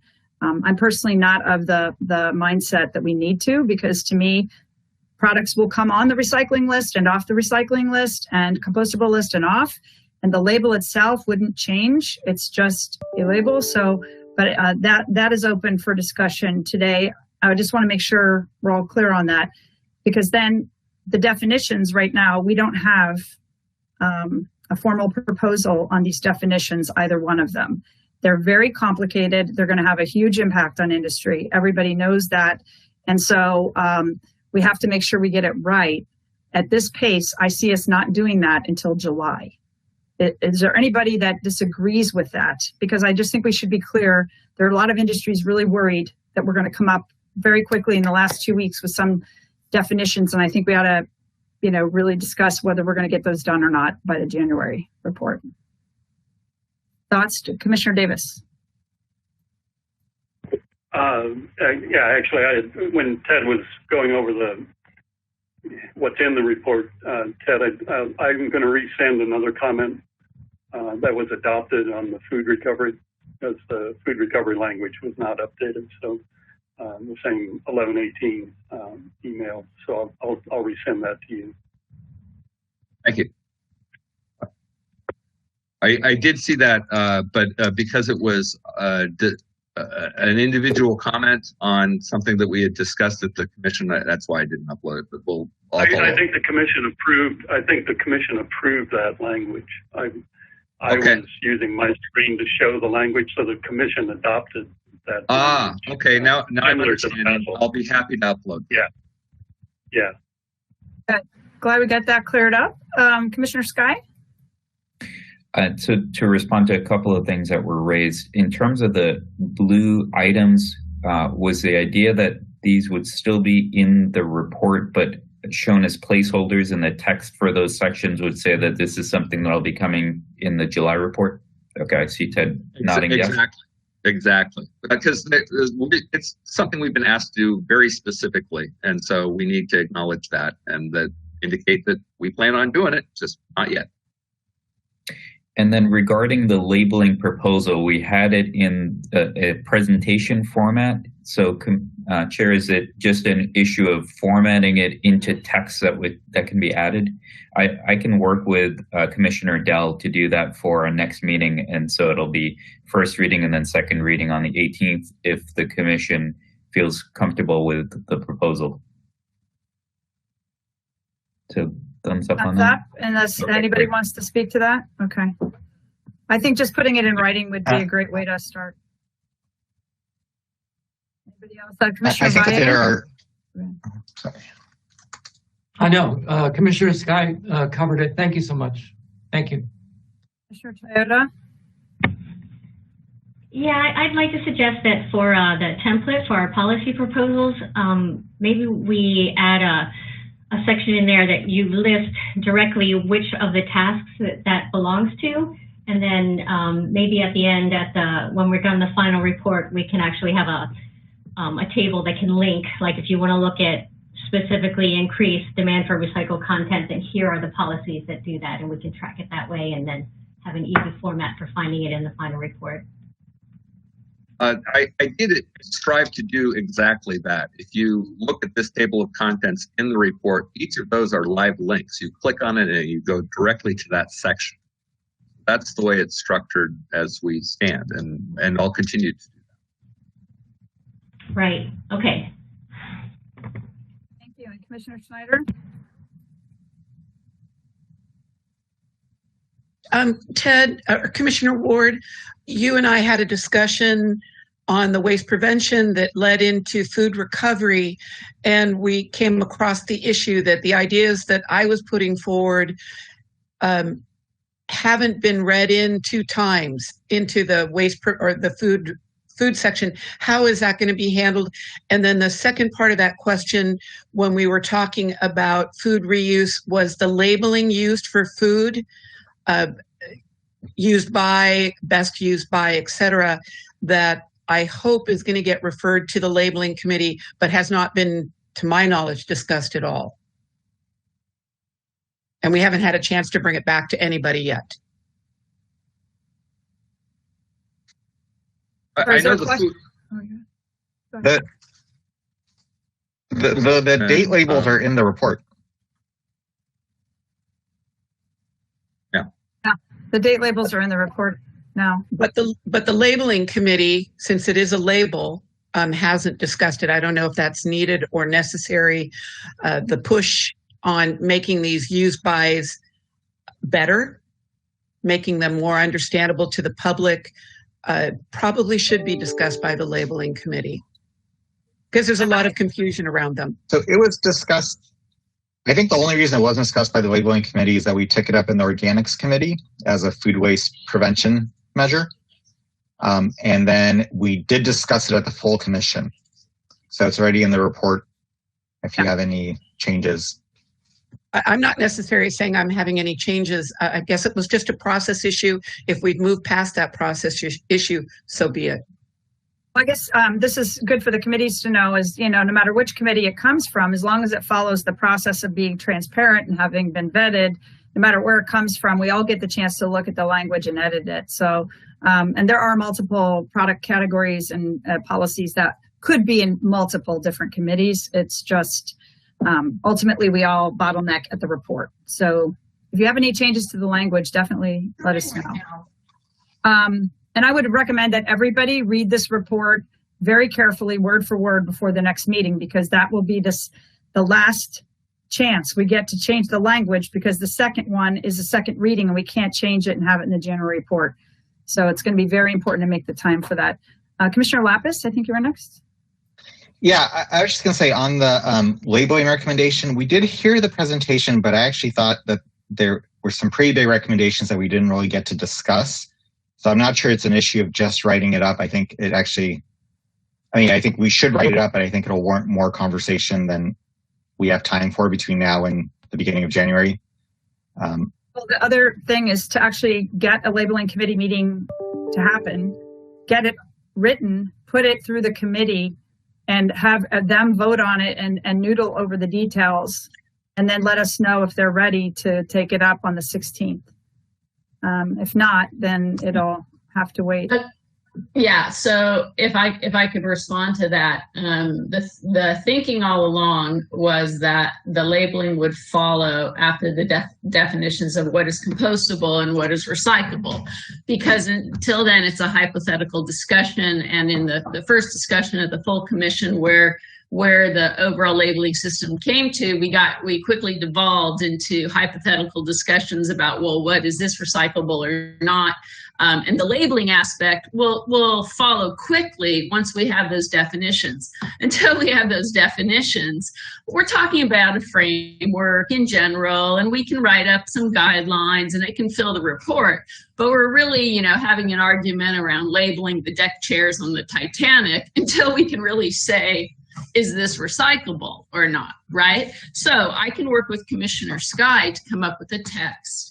We can revisit the PowerPoint again and take some good amount of time in a future commission meeting.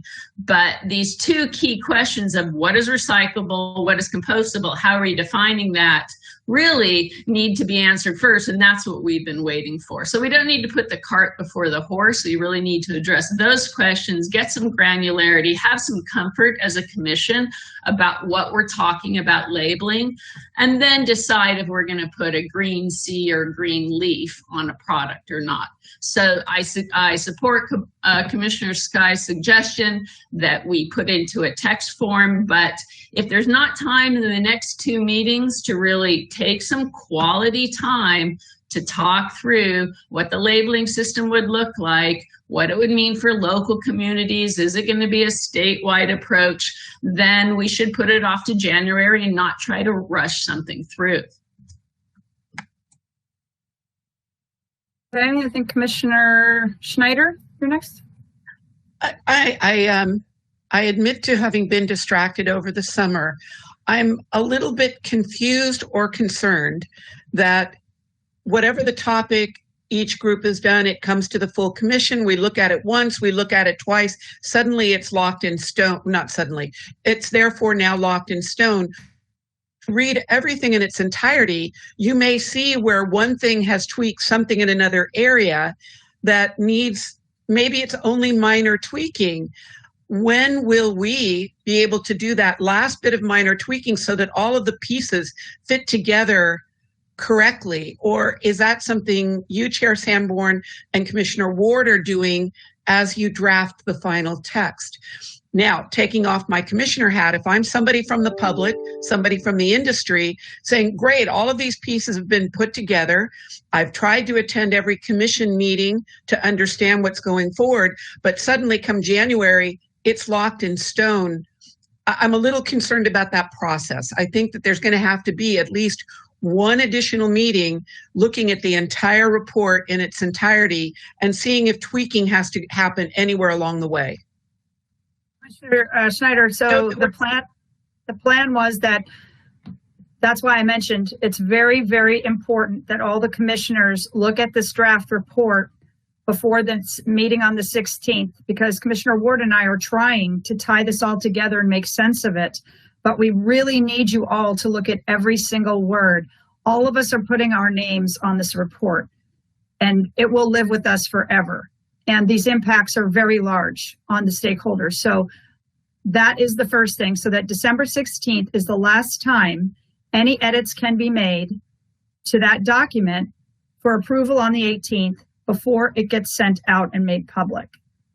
And if it doesn't get finalized or somebody wants to tweak something on the 18th, it's too late. It would have to be removed out of the report before it gets sent on January 1st.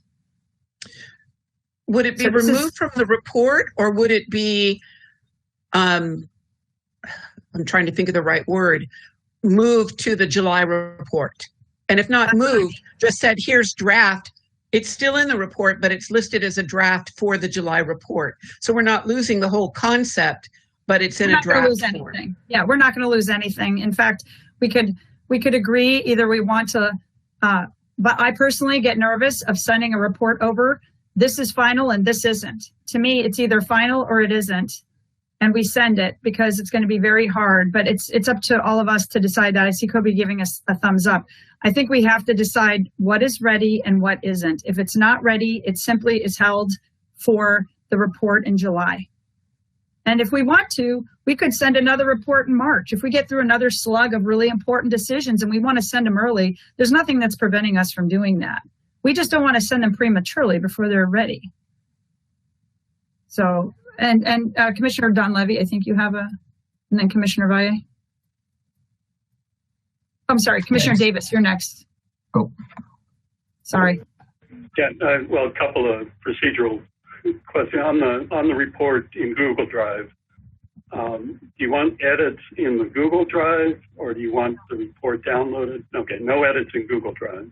The only people that can edit it is Ted and I, because if we have the whole world able to edit this, we'll never be able to track what's in or out or what's happening. Yeah, it's hard enough to just there's a button to request edit. But so what you want then is to download the report, make edits on the downloaded report, and send that to Heidi and Ted. Is it possible to add comments at the text? Because that would facilitate communication and editing. If Drive?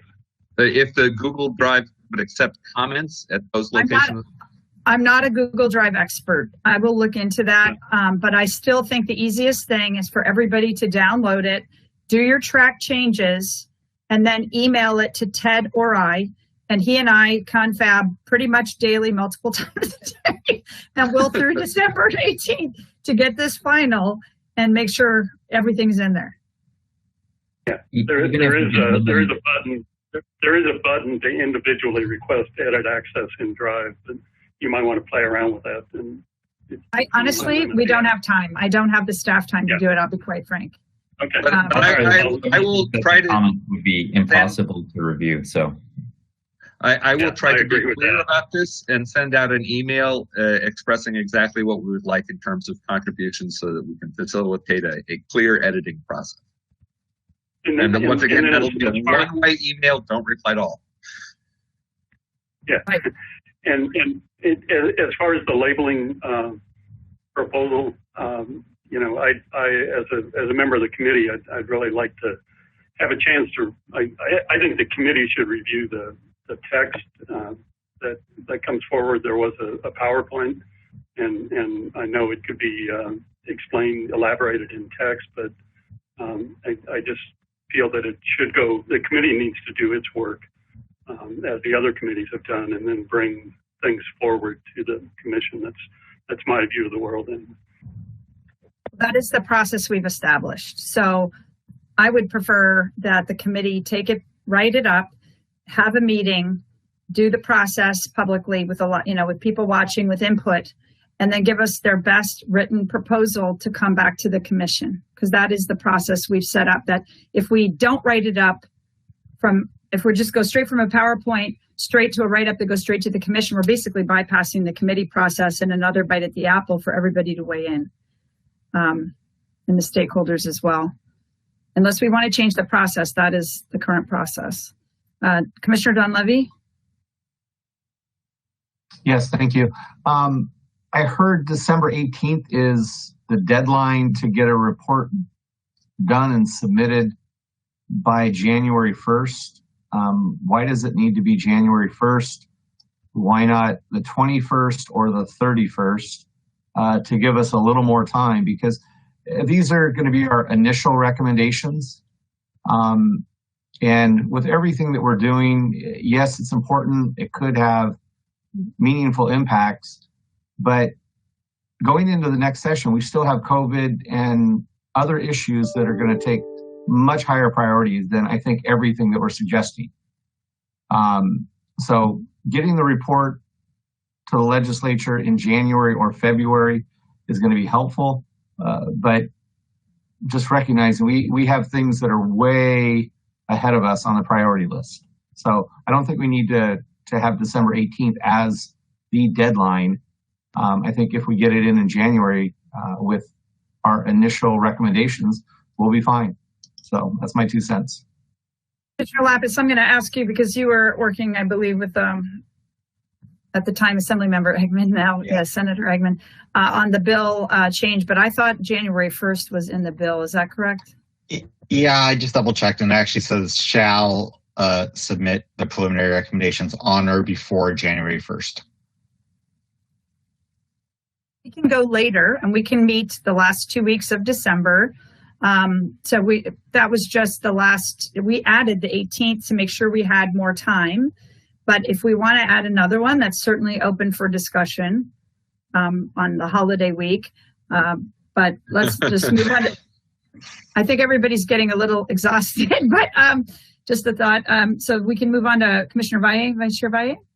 I was going to suggest, Madam Chair, that perhaps a call to the Assembly Member's office to see if there's a potential that's hard and fast, as Commissioner Lapis just reported, or are they willing to give us an extension of a week or two, given the priorities that are in Sacramento right now? Would you mind calling their office and see if that's hard and fast? I actually, per their request, have a meeting with their staff, Liliana, on Tuesday. But they can't change the law at this point. The law is the law, and it did say shall. So we are legally responsible to get this in. And I guess I would just say to everybody, we're doing our best. We're doing an amazing job.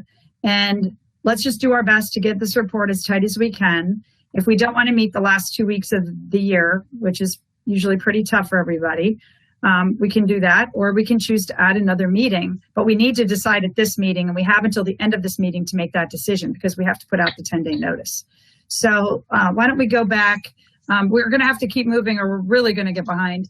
Let's see, Commissioner, who is next? I think Commissioner Sky and Schneider, and then Potashner, right?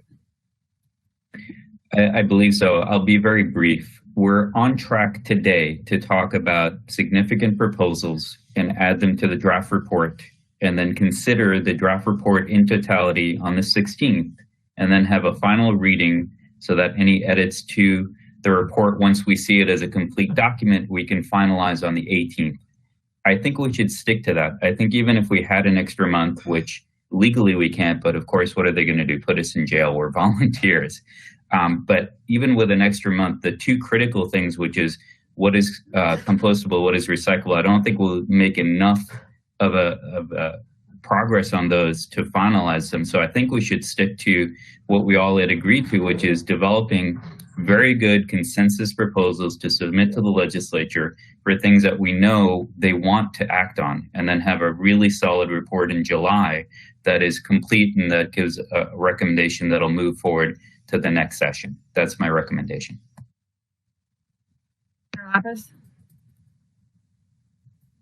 You next? I'm sorry, no, it's Commissioner Schneider next. I'm going to sound completely contrary to my earlier concerns about micro changing language.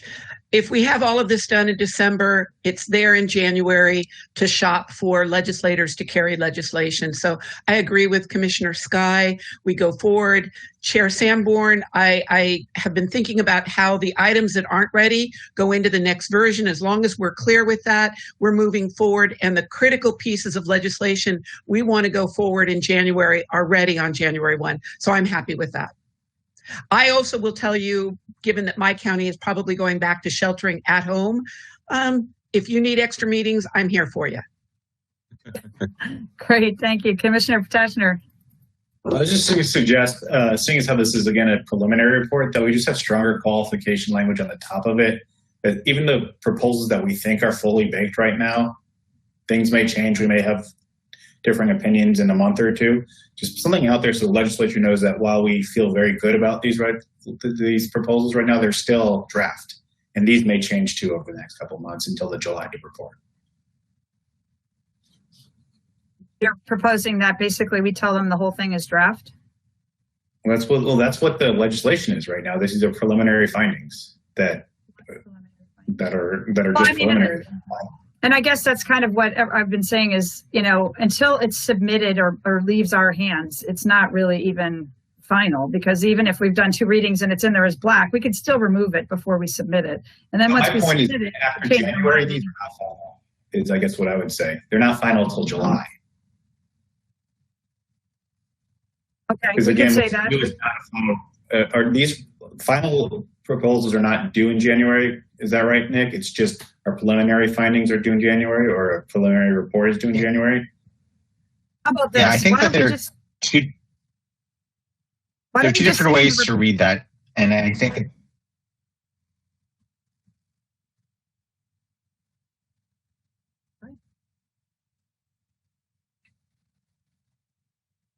so basically, sorry, can you guys hear me? Yeah. I think there are 2 different ways to read that.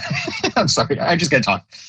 To read that section. One is we have preliminary recommendations, and in my mind, it's a bullet point list of here are 10 things that we think should be taken up right away that are preliminary recommendations that we're submitting by January 1st.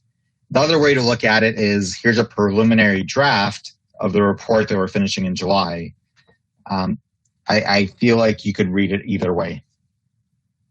I'm going to make a suggestion because I think we're getting bogged down in process and not getting onto the policy, which is the key to the work, which is that if we wish to, and I would recommend all of you drop in and track changes and send them to Ted and I, if you think any of these proposals is not tight enough to be final, then we label it as preliminary and send it over as preliminary. If it's in the report labeled as final, then we're comfortable that it's final. But that way we can still get it all over there. And it's very clear that we feel very, very confident about these, that they're done. And we still think we need some work on these, and we're still open. But that way it's really clear, because otherwise I think we're sending a report over that nobody's going to feel confident to move on. And I do worry about that. So anyway, one more from Commissioner Dell, and then we'll move on to the finishing the report if Commissioner Ward has anything else. I don't think we should be afraid of putting placeholders in. I think Commissioner Ward mentioned it, that we might have placeholders, that this is a topic that we know is going to be addressed in the final report, and put it in. So there's a placeholder. And I don't think this is a preliminary report. There's a lot of work to be done. We want to not rush to judgment. We want to be very careful, open with stakeholders. And so putting a placeholder in of a topic to be addressed is not something that we should be ashamed of. That's exactly how it's written now, is that if we can't get to it this time, it's placeholder for what we're going to do in July.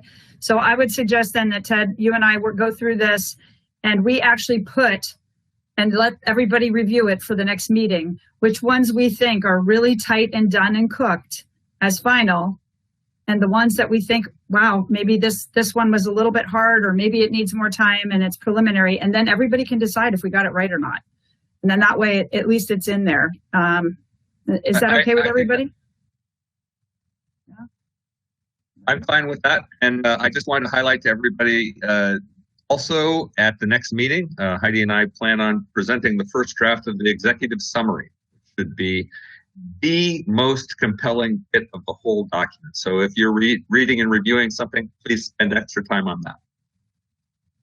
I would suggest, Commissioner Ward, that you and I get this done really early and send it out in an email. Again, please do not reply all. I'm BCCing you so that you can't reply all easily and cause us all consternation. So, but that way you have it early and you'll have time to review it because it's the context. Okay, great. Sounds good. So why don't we go ahead? We did what we need to on this thing, and so long as we got that, everybody's agreeing, which I'm hearing on the section in yellow, then that'll make writing the executive summary and the summary of that section a lot more straightforward. So I really appreciate everybody's attention.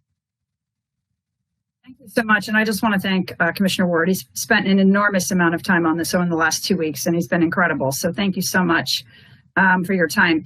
At this point, I think I'm going to move the break to 5 minutes and do a 5-minute break, and then we'll come back and get right into the policy discussions. I did set out, based on the report, and since you've agreed with the priority of putting out the fires first, those will go first, and then I've got them rotating through the different committees. So I'll just call them out in order that I have them based on the priorities of the commission, the tasks we've been given, and how cooked they were. And I've ran this by Vice Chair Valle. So I'll just call them out in order.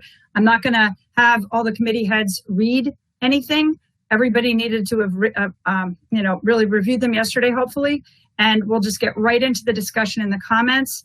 So hopefully we have a very productive time. We'll see you in 5 minutes. The Base Election Network information has been uploaded, so it's available for discussion later in the meeting. Great, thank you. We'll see you in 5 minutes.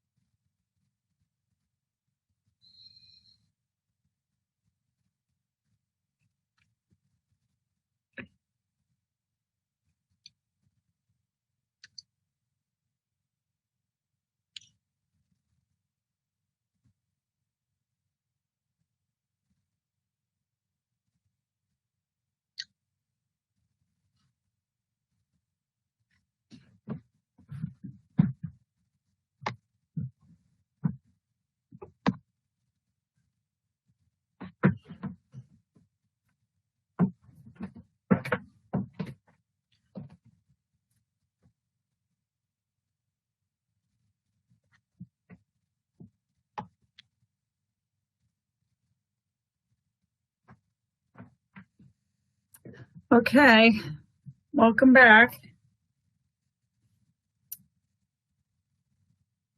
So we're going to go ahead and start agenda item number 7. Thankfully, we're starting it early as we planned to make sure we have more time for these policy discussions. And again, the way I worked with Vice Chair Valle on the order that we take these up in, and I think that we'll start with the way the report is set up, which is putting out the fires first. So we'll go ahead and start with, and I'm just going to read these quickly, and then we'll take commissioners' comments and questions, and the people who wrote those proposals, the committees that heard them, can respond to those comments if that works for all of you. The first one we'll start with is EPR framework for household hazardous waste. Now we remember household hazardous waste really didn't fit into any one committee. So it was delegated to Commissioner Ward and I to come up with something. Also, Commissioner Valle and I were going to do something on batteries, which of course is in the household hazardous waste category. So what I did was I talked to Call to Recycle. Actually, Commissioner Valle was to do it with me, and he got pulled away with his other priorities. And so we got the list from Call to Recycle and what they would like to see in some battery legislation, but we don't need that level of detail today. So what we proposed on this proposal is that we actually recommend that the legislature look at the entire category of household hazardous waste, which really does not have a market. It's toxic and hazardous for some reason. It's flammable, it's corrosive, what have you. These are the things that are dangerous when they're improperly disposed of in the trash or the recycling or the organics as a contaminant. And we thought that the best thing to do is to simply, this is the one area it seems that EPR is palatable to the most people because it doesn't have a market. There's nobody's selling this stuff. it's got to really be pushed out and it's got to be funded, and it's usually expensive to handle. So the proposal is that we pass a bill in the legislature that would delegate authority to Cal EPA and or the agencies, DTSC and Cal Recycle, to add products in the HHW category to an EPR framework. This is what they've done. They've already got an EPR framework model we linked to here. And they do it at a pace that they're comfortable until everything is covered by EPR. That means the state oversight is paid for. That means the local governments get some costs pulled off of their facilities. The cost of the facilities has some coverage. And hopefully those internalized costs would then drive them to rethink design and the chemistries, et cetera. At least the consumers who choose to buy those toxic products are the ones paying for the end of life costs, not all of us in the socialized cost model. So with that, are there any comments or questions on this proposal? This is the first time any of you have seen it because it was only in a 2-person group. So I want to make sure everyone has time for questions and comments. And again, the priority being things that start fires, things that are dangerous, things that are very expensive and contaminate other waste streams. Commissioner Dunleavy. Thank you. I like the concept. However, is there any way we can be more specific? Instead of kind of broad, give it to Cal EPA or Cal Recycle and or DTSC, could we identify the top 3 products that we want to start with? Whether it's batteries, flammable, aerosols, give more direction than just a broad, we like EPR. Well, actually, Cal Recycle has a checklist that they put products through to develop what is the priority. I believe I put it in here somewhere that batteries we believe should be number 1 because they're causing fires right away. Our other next proposal is on propane cylinders, which is also causing fires, and it's slightly different than a pure EPR model, which is why I kept it separate. But yes, we could be more specific, but my general feeling is Cal Recycle has access to all the data, and outside of saying, batteries and cylinders, the things that cause fires need to be handled first, is letting them pick the product categories and go as fast as they're comfortable going. But that's just me. So any other commissioners? We have Commissioner Sky. I think you're next. Thank you. I don't know if it's easy to pull up the actual text. I just had some minor comments. Under the purpose, the first bullet doesn't kind of match the rest in terms of the format when you talk about what you're trying to achieve. So if that can be adjusted a little bit. And then you talk about the threshold, and I really love this concept that we kind of keep working through until we don't have products that are problematic. It just talks about the cost to local governments, which may be too broad. So if there's some way to make that a little bit more specific about how we continue to look at products, I think that would make it more supportable. Comments? I'm taking notes. Commissioner Lapis. Thank you for putting this together. I'm going to take a closer look because I haven't reviewed the specific text, but I think it really would make sense to highlight batteries specifically as something that the legislature should take on immediately and not necessarily leave to a comprehensive framework.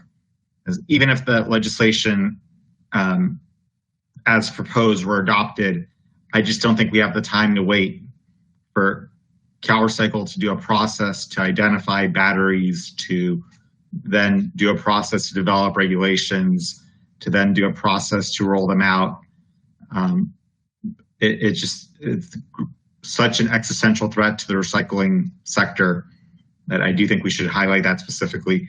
And I apologize if the language does do that. I haven't gone through it. Yeah, it does. But as Commissioner Sky said, it's in the wrong place. We need to move that slightly. We put it under purposes, and we should have put it under the actual policy that we recommend that batteries And really what we should probably say, because we've got these two separate proposals on cylinders and batteries, the two things causing the most fires, we listed them both as a high priority for that reason. And that would be our advice to bring those two first, because they are the cause of the fires most frequently identified. So I think we radically agree is where I think we're at. So we just need to refine the text and give everybody a chance to review it a little longer. So thank you for that. And then Commissioner Toyota, I think, is next. Yeah, just it might be good to put under the related issues as to just a bullet to bring it back up to the very first paragraph of the first thing we were talking about in the report now, that is those fires, just to bring them back to all of that, because that kind of really spells out the issue. Yeah, we can certainly do that. So we'll just highlight the fire situation more prominently, okay? And then Commissioner Medrano? Yes, I'm in full support, and given the urgency of the fires, I would recommend that we put a date, no later than date, for the agencies to address issues with the batteries. Okay, and I would also go back. I just realized Commissioner Dunleavy talked about which agency and being more specific.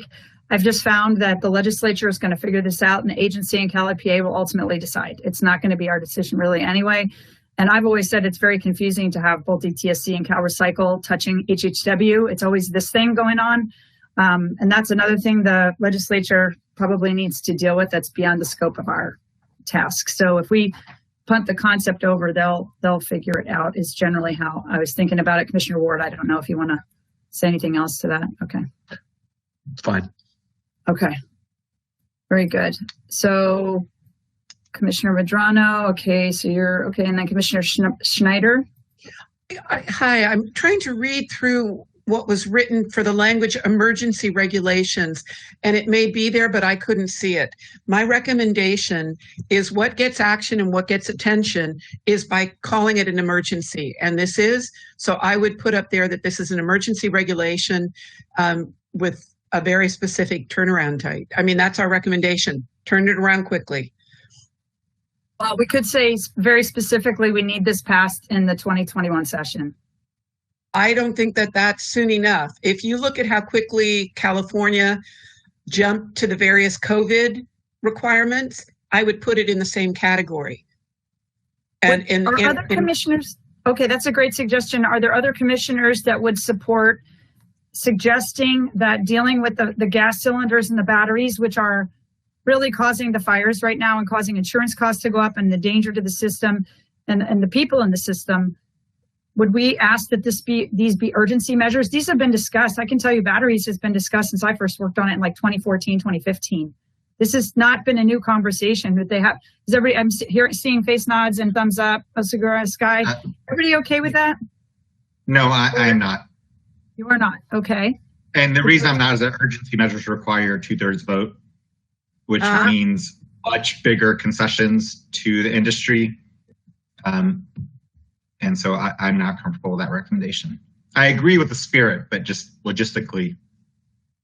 Practicality. We're just so used to, Commissioner Lapis, at the local government level, we are passing emergency regulations quickly right now, and we're all trained to do it now, that we recognize things have to happen quickly. But I hear your point. Well,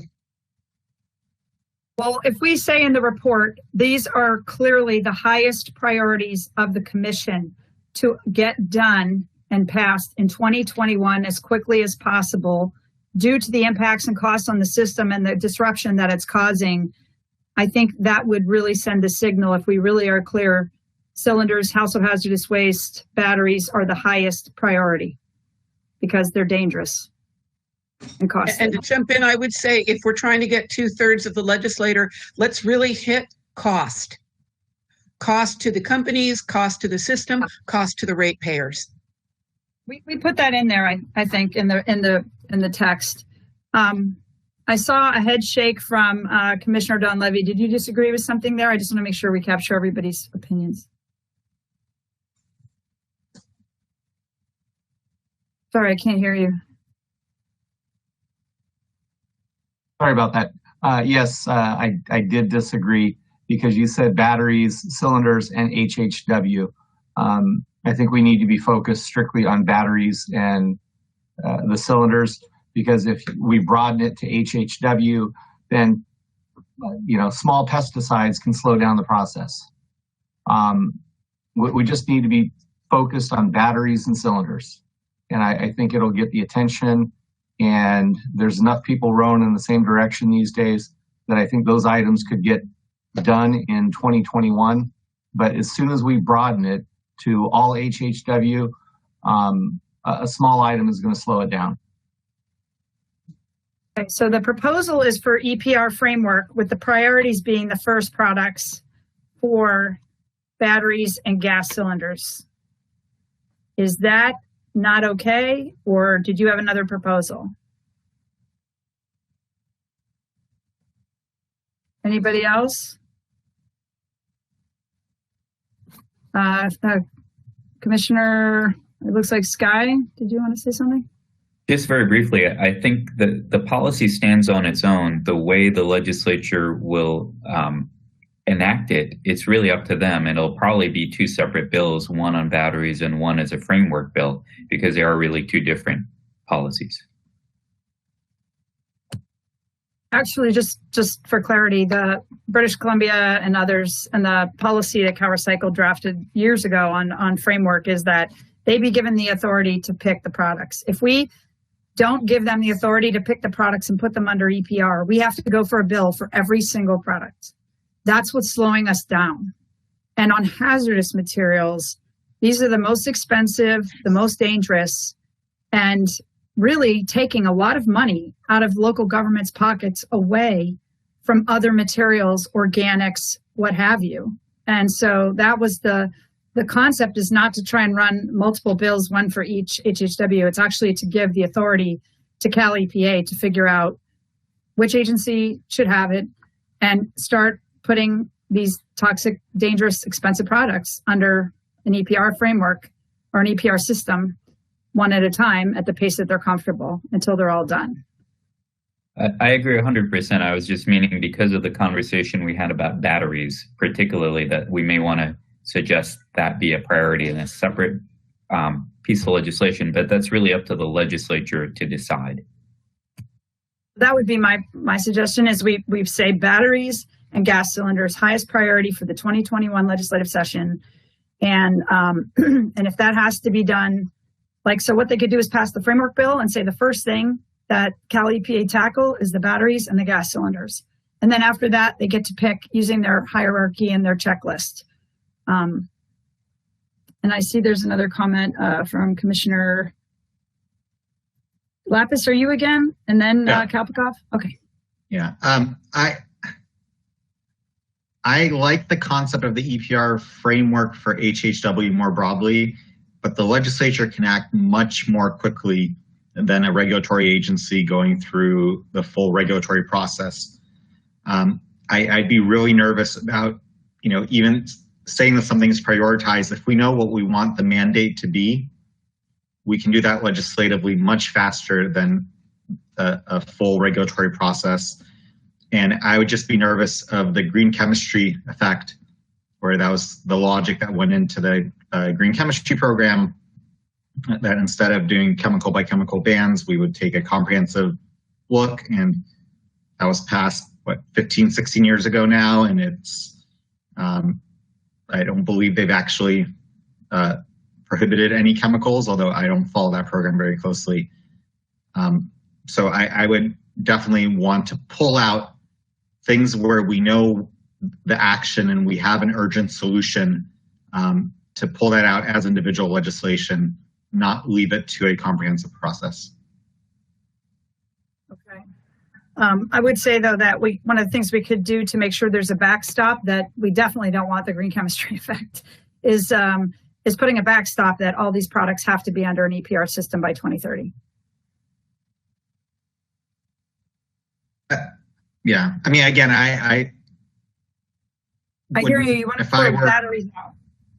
Yeah, if I were a manufacturer who wants to delay having to take any of this on, I would quote that and say, well, we have until 2030 to figure it out.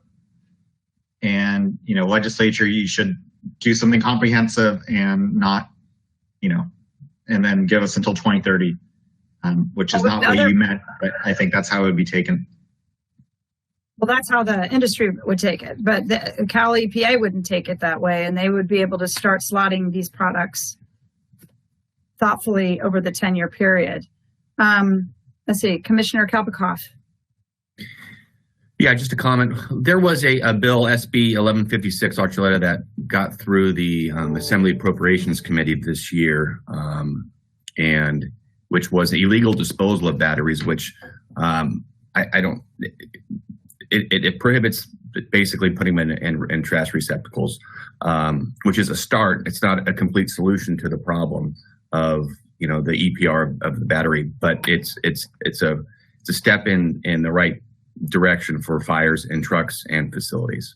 So, just a comment. Thank you. And I would comment that that a similar bill passed on sharps, and it had absolutely no effect because there was no funding, there was no collection system. The needles were still flooding through the facilities, sticking our workers. So I'm a big fan of, if we're going to do it, let's make sure it's going to work, not just ban it from disposal when basically nobody's following the rules and there's no collection system and no education system to make sure it works. The other problem we have is embedded batteries. They're in everything now, and people just throw their stuff in the trash. So to me, how about this? This is the first time we've heard it. This is great feedback. We're going to move the batteries out of that purpose section. We're going to reduce, we're going to be more specific about cost to local government per Kobe's comment. We're going to really highlight the fires issue per Commissioner Toyota.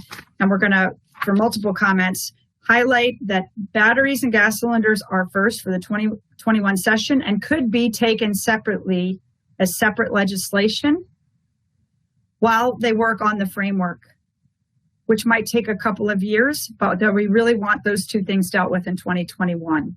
Does that seem fair? Because again, the sausage making machine, okay, I see thumbs up. Is everybody okay with that angle? And rewriting it? Okay, very good. Is there anybody who is not okay with that? All right, so we've got a draft proposal. Ted and I will go back and make track changes to this, hopefully even today. I'd love to get it while it's all fresh and post it right back up with track changes so everybody can look at it. And I want to commit to all of you that I think what we do for this many proposals is as soon as we're done, we send them out every day. We'll send you, here's the new ones that are posted with changes so you have time to digest them and give us feedback. Well, actually, no, I guess that'll be at the next meeting, but at least you have time to digest it and get comments. Excellent. We've done the first one. Thank you very much. So we'll move on to number two. Number two is the single-use propane cylinders, moving them from transitioning from single-use to refillable. I think everybody's familiar with, again, these start fires. They've got examples I linked to in Michigan where one MRF had a very serious fire due to 3 of these cylinders. Cylinders, again, mostly refillable and every other size except 1-pounders. And we've got a whole program statewide that's been funded with CalRecycle grants, HHW grants, to develop the infrastructure at the whole U-Haul system that sell the refillables and refill them. So the question is, what are we going to do about this? Now, the priority, we think, again, is high. It sounds like you all agree. And this policy proposal is basically 2 parts. Establish an EPR system by 2024 for the 1-pound propane cylinders that are sold in California that are not refillable by January of 2023. So if they're being sold after January of 2023 and they're not refillable, they have to set up an EPR system for those cylinders that they have to pay for. And that every cylinder, the refillables, still have to be labeled so that people know what to do with them and where to refill them. So it could be a website or something very basic, but they've got to be labeled in some way so the public knows what to do with them. They're heavy hot rolled steel and people think they're recyclable. They throw them in the recycling bin and they can start fires because people think they're empty when they're not. If it's cold, the gas contracts. When it heats up, it expands. And then if you hit it, you puncture that tank, it can start a fire. So I'm happy to take questions on this proposal. Or any thoughts on this? Thumbs up from Tim. Okay. Commissioner Donlevy, did you want to say something? Yes. Why exclude the refillables? Why not include them in the program? Because most likely it's the same manufacturers. And then it would just create confusion. Is this refillable? Is it not refillable? Why not include them? Because we're trying to drive the industry to design for refilling. And they can get an off-ramp if they design them to be refillable by January of 2023. We know they can do it because they're already on the market. The problem with this particular product is these are very heavily externalized costs onto the public and the environment. The cost of the gas is $0.25. The cost of the package is about $2. And it's single use, and it's hot rolled steel. The only reason they want to keep it this way is because they get more customers if they don't make them refillable. If they make them refillable, they only see that customer once every 10 years. So all those externalized costs are not embedded in the product price. And if we don't get them internalized, or they won't, the public can't see the price change and they won't change, they won't buy the refillables. But the industry, if we say, hey, by 2023, if you design it to be refillable, you're off the hook, then only we're going to see these cylinders come back once every 10 to 12 years. So we can probably absorb that, especially if they're labeling them correctly. That was the thinking. Maybe we're wrong. We're totally open to ideas. Commissioner Davis, or I'm sorry, Commissioner Schneider. I understand where you're coming from, Chair Sanborn. I think if you had a container that was refillable, a good portion of our community will still throw them in the recycle bin unless the labeling says you must return to a refilling station or something like that. And then the problem is 10 years, if the package is lasting that long, the label has disappeared during that time. So there's still going to need to be a labeling component on a refillable. A lot of people won't take the extra time. They're just going to buy new because cost isn't an issue to them. The refillables cost 3 times as much as the single use. So I think they will think about it more than they do now because they can buy like 4 packs for $8 at like Walmart, and that's like $2 a piece. When we are paying up to $40 a unit, I've seen contracts in Orange County for $40 a piece to puncture these and evacuate the gas, crush them, ship them, blah, blah, blah. So this is a very expensive item. It's dangerous. It's ending up in the parks. It's costing, and yeah, I think the labeling, if you have language you want to suggest, let's definitely talk about it because we're all I'm not arguing. I think your point is perfect. I just think even refillables need to be labeled. Even if they're getting out of the system by going to refillables, there needs to be a labeling there. Okay, that's good comment. Yep. And Commissioner Davis. Yeah, just to emphasize the scope, because we are one of the participants in the Refuel Your Fund. At Joshua Tree National Park, there are 7 campgrounds. The park staff there estimate that they collect about 100 single-use cylinders each weekend at each campground. So that's 700 cylinders over each weekend over a year. And then they have to bear the cost of that. So it's really extreme. I don't know, Heidi, if there's a way to probably gather information from the work that CPSC has been doing on Refuel Your Fund and roll up those costs because it's pretty high and it's borne by public agencies. It's very high, and we do have all those costs. I put some of it in here, and I did mention that in the program that they should cover the costs for the parks and anybody who's got a lot of leftover cylinders, because this is a big cost for our state and national parks. We put 3 containers up in Lassen and they're full all the time. I think I put the pictures in there. But okay, so is this generally, people seem to generally be okay with this? Outside of increasing the labeling, is there, we can tweak that language a little bit. Basically, do we have a thumbs up on this one for first reading to put into the report? Thumbs up. Okay, I got 2 thumbs up from Vice Chair Valle. Great. Commissioner Osterger has paused. I assume you're okay because we want consensus. If not, and Kalpkov's good. Great. All right. Thumbs up. Thank you very much. And if any of you have any suggestions on the language or changes, please let Ted or I know, and we will get this into the report. Thank you very much. Excellent. So we've done 2.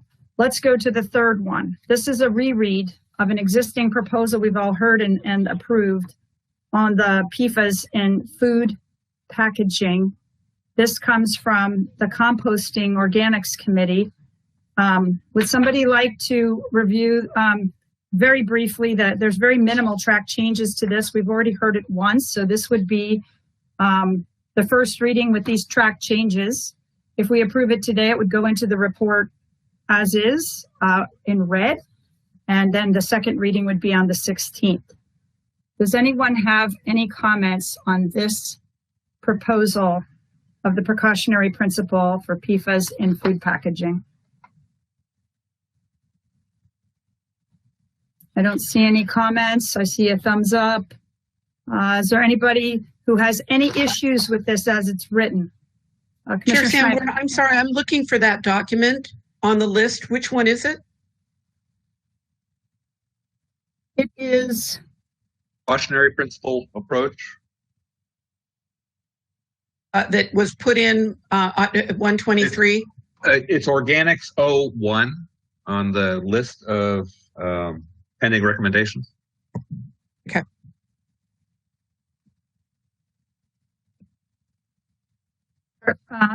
Any thoughts on this? It seems to me that we were pretty supportive of this, and it just had minor edits. So unless I see any opposition or comments, then this would be put into the report as first reading. As it is now, we'd take out the track changes. It would be in red. And then if we approve it at the meeting on the 16th, it would be in the report going in January. And I don't think this one would be a temporary or pending. This would be a final recommendation. I think we should be clear on that too, that this, we're feeling very confident about this one, I believe. All right, so very good. Excellent work. We've now gone through 3 of these. Moving on, the next one is for the Recycling Committee. This one is very related to what we were tasked to do on curbside recycling, which is addressing the bottle bill, changes to the bottle bill and supporting Cal Recycle's AB 54 report. And this lists some suggestions on expanding the convenience zones, limiting store exemptions, allowing handling fee payments, placing a cap on handling fees, and allowing grocers and dealers to receive payment from recycling centers or processors. This is a very big deal, and I don't know, it looks like the committee has held several meetings on this. So I guess I would just like to throw it out. This is a very big proposal. The bottle bill, as you know, is very complicated. There's a lot of issues around it. Does the committee or anybody who authored this, Commissioner Donlevy, do you want to speak to this at all? Yes, thank you. These are generally in support of the Cal Recycle AB 54 report. These are items that I think we've achieved consensus on, but by no means does it address all the issues in the bottle bill that need to get fixed. But it is definitely a start. It's going to send the legislature a message that it does need to be fixed, and these are some items that can get done with consensus, I think, from all stakeholders. So this is the start.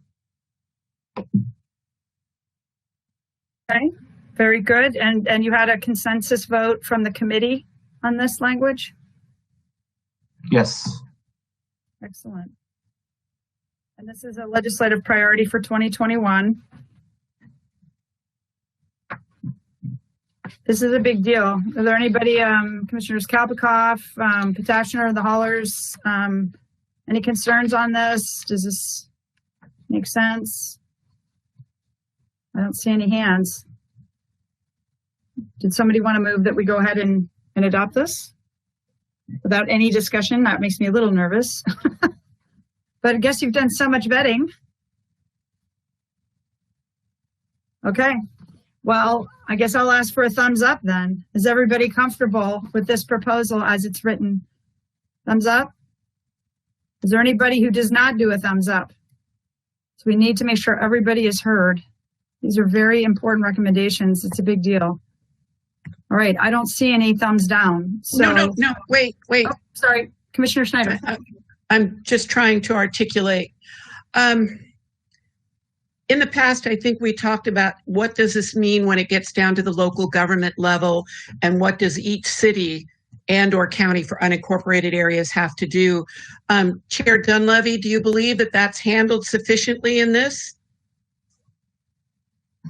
I'll trust you on that. I'm just trying to think how my city would interpret this, given that we have 3 stores that should have it and we have nothing within 5 miles of us. So will it help us? Will it not?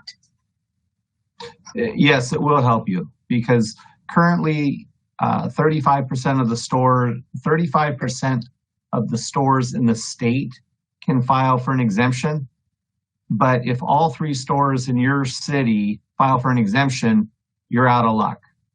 This would limit the store exemptions to 35% by jurisdiction or county. And then it would allow the Deputy Director of Cal Recycle to adjust convenient zones based on jurisdictional needs or unique zoning or siting issues. So in San Francisco, I don't think they need 60 recycling centers to cover the 60 convenience zones there.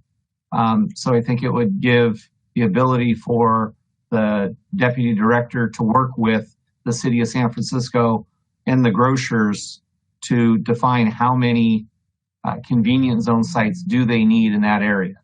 But it would definitely help eliminate the situation that your city might be facing, or a city like Eureka, where all the stores have filed for exemptions, by limiting the store exemptions to 35% by jurisdiction or county. So it would definitely help you. That's how I looked at that. But I'm wondering if we have a lot of the community that fought against the old Replanet that we had, but would this, if this law is enacted as we're proposing, would our community development director then have to put it on our list saying Millbrae must have this and get the job done? The must have. No, it's not saying they must have, because stores would still have the option B to pay the $100 a day, $3,000 a month option. But again, it would get Cal Recycle more involved with the jurisdictions to make sure that there is sufficient coverage for convenient recycling options. And then this would also support the recommendation, at least Cal Recycle's recommendation, to allow handling fee payments to be paid to a recycler that is not on a dealer site. So they might be able to locate somewhere in the city, a light industrial area that might be more compatible or more friendly to a jurisdiction than in a store parking lot, and still receive the handling fees. I think this is great. For the rest of the people, when you're a small city, your staff are spread so thin that keeping up with everything can be very, very difficult. So the clearest instructions, for example, every small city planning commission, you need to make sure this happens, or there's a way you can partner with the adjacent small city and do it together. That just would send a much clearer message to local government. And it makes me, as someone pushing for it from an elected seat, a whole lot easier. Otherwise, I, as an elected, hit my head against the wall. But I like what you've done. Thank you. Commissioner Davis, I think you're next.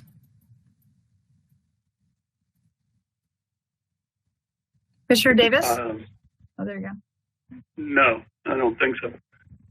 Oh, then maybe I'm at the wrong. Let's see, who do I have next? Schneider, Ted Ward, Commissioner Ward. Yeah, I'll be real brief.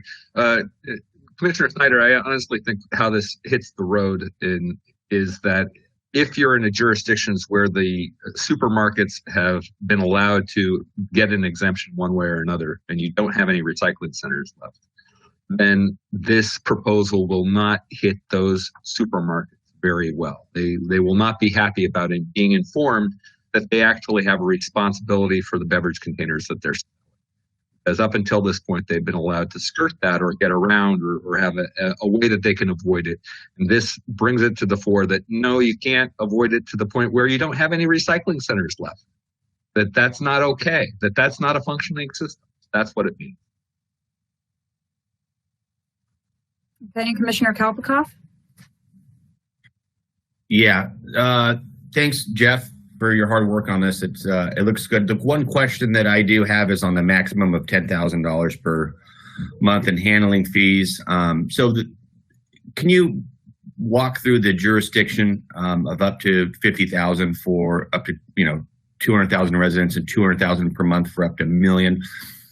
And maybe my question is this: so if there's a jurisdiction, let's call it at 195,000 residents, and there's 15 buyback centers in that jurisdiction, and there's currently $75,000 worth of handling fees, that would cap it at 50,000, and it would reduce the payment for those buyback centers. Is that correct?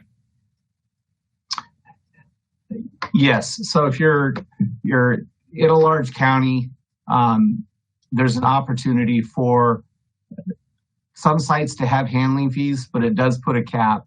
So you're not the one or two lucky recycling centers within an entire county that's getting handling fees.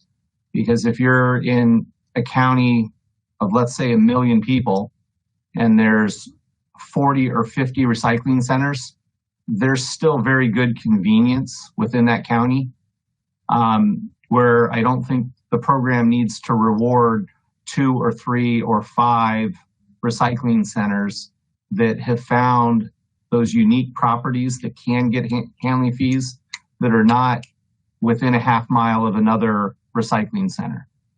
So and I get it. Is the jurisdiction a city or a county? Could be both. Could be both. And that's where it gets CalRecycle involved in identifying areas that are highly saturated with recycling centers.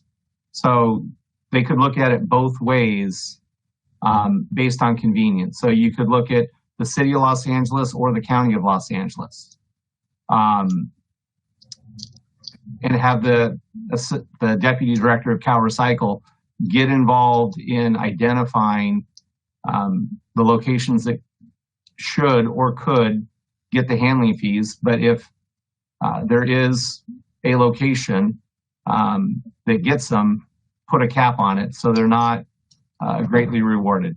Right now, I think the handling fees, the average CalRecycle's posting is about $6,000 per month per site. And I think the 10,000 would cap out less than 20% of the sites right now. But part of this is also moving handling fees to sites that are not on dealer sites. So some would get capped, but then some sites would get some additional money. Yeah. And Jeff, you're okay with allowing CalRecycle to make that determination, whether it's a city or a county? Because you got a city that's could be, I want to just use Fresno County for an example. There's 1.6 million people, but there's 16 cities in Fresno County. And the city of Fresno maybe being 500,000 people. That's a pretty, you're asking them to make a determination on a county or a city, which is a pretty big difference, I think, in terms of the population and the size.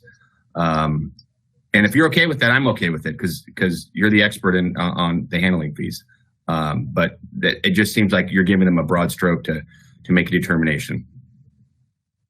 Yeah, I think there's a lot of very knowledgeable people within CalRecycle, and I think the greatest limitation that they've had is they haven't been able to make decisions or recommendations. And I think giving them that ability is going to help more recycling centers or redemption opportunities open up throughout the state. I think if they're allowed to make some decisions, it will ultimately help the consumers. Thank you. That's all I have. Appreciate your work, Jeff. Thank you. I don't see any other comments on the side, and I did have one question for Commissioner Donlevy. Have you received any feedback from groups like the Container Recycling Institute or others that focus a lot on bottle bills on this proposal?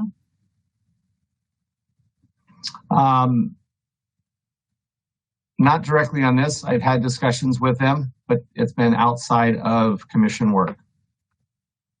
Okay. I guess one thought I had was I didn't see any discussion in the introduction language that the producers are really doing almost nothing in the system right now. Very little producer payment and responsibility. And I'm just wondering if we should add some language here. As Oregon mentioned, they're really focused on a sharing responsibility system. And right now we might not have time to dig into that, but I think maybe some language that would say that we really need the producers to help close the loop on these products in some fashion, that they need to start coming forward with some something to offer. We hear a lot of, we're in a pact, we're doing this, we've got a plan, but we still don't see huge amounts of effort in closing the loop on the system or helping pay for it and make it more convenient. And I guess, and the reason I mention this is I wrote an op-ed with Susan Collins on the need to get the grocers to help with the collection system. And one of the ways we thought of was to get reverse vending machines in front of these grocery stores that people could easily return their bottles and cans as they walked into the store, get their money, get their groceries, and they're in and out. And it's almost a touchless thing during a pandemic. But I really think the producers should help pay for all this. So are there any thoughts, or was there any discussion to at least address some sharing of responsibility with the producers? Definitely, the producers will need to get involved at some point. The grocers with these recommendations, they do get involved because they would get paid for the labor and the effort. I'm happy to add some language at the start regarding getting the producers involved. But I think the producers will say we need to have more recycling centers open. And if there were more recycling centers open, the recycling rate would be higher. And again, right. I just want them to help pay for it. Yeah.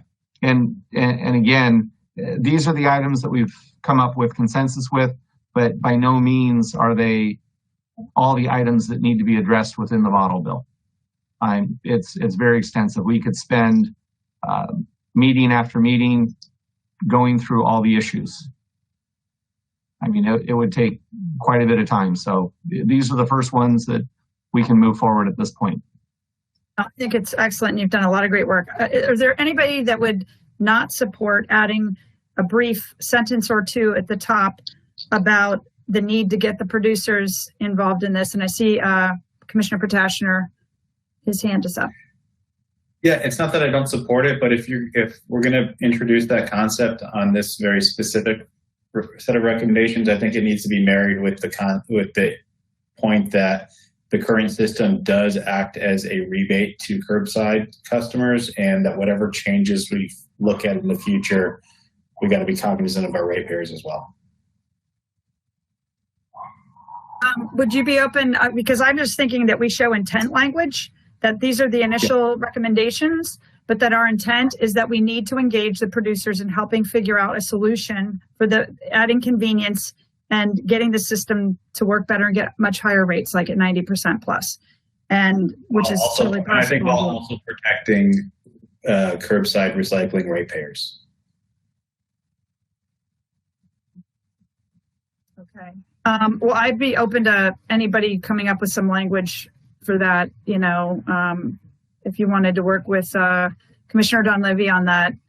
I know that this is, I think, one of the few bottle bills in the world that pays curbside like this, but I know it's also become a reliable income stream as well, which does affect the rates. So why don't we, would you be open to working with Commissioner Donlevy and just developing a sentence or two that you could live with on that about getting a shared responsibility with producers and the intent that that still happen at some point, but we just didn't have time to get into that level of detail and protecting the ratepayers. Okay, thank you.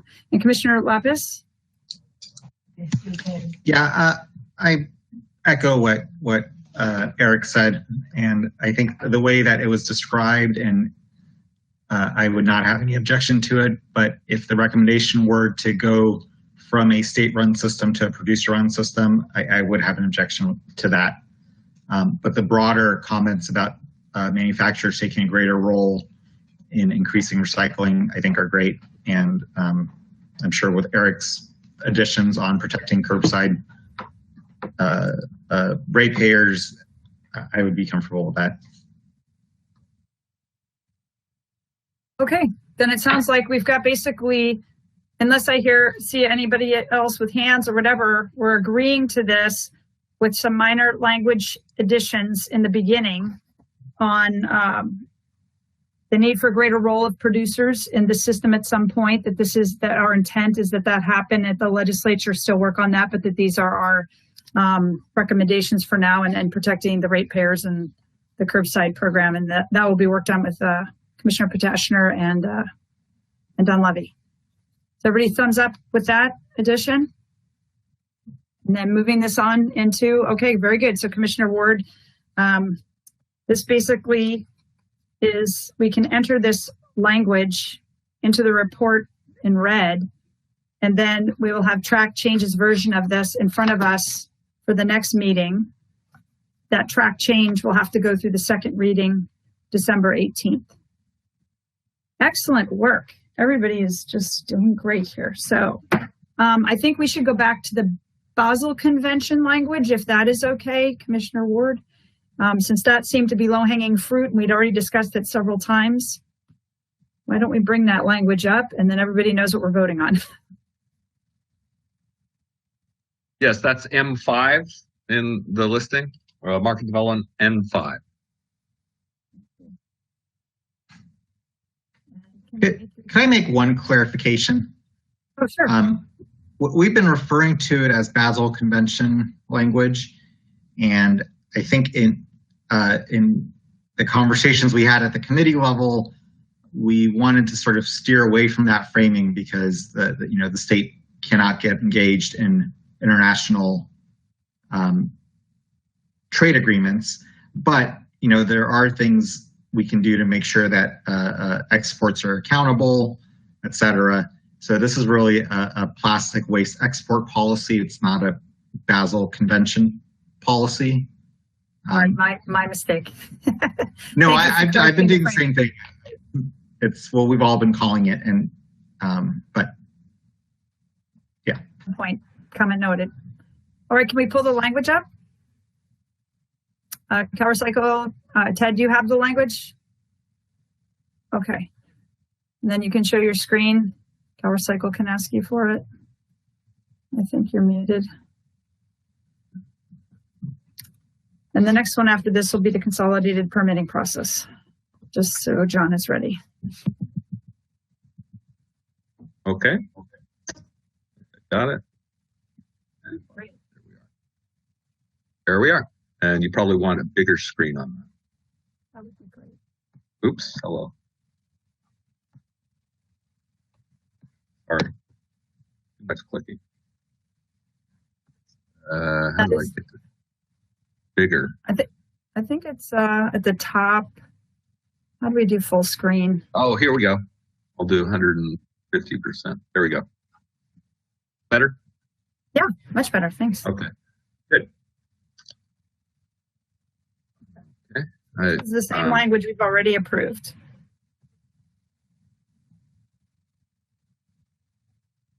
And Commissioner Lapis, do you want to just quick say, key what this is going to do, just so everybody's clear again?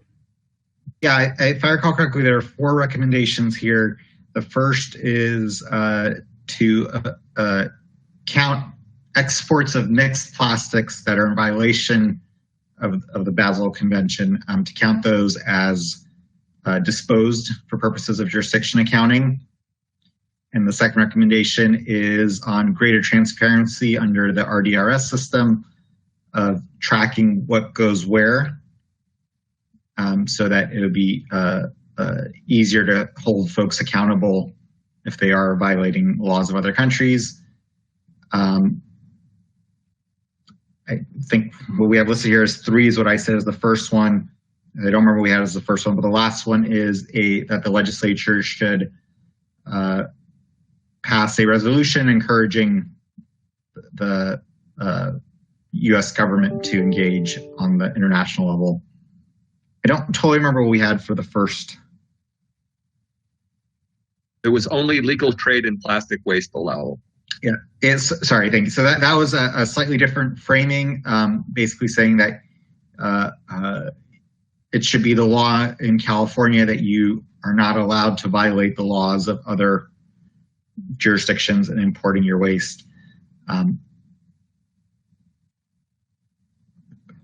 Yeah, I think that's more or less self-explanatory. And then the change that John asked for was a clarification that was meant to be included, that the Basel Convention does allow the export of mixed bales of HDPE, PET, and polypropylene. And that was not obvious based on the way it was written earlier. So that was a clarification from John. Okay, I see a comment from, it looks like Commissioner Segura.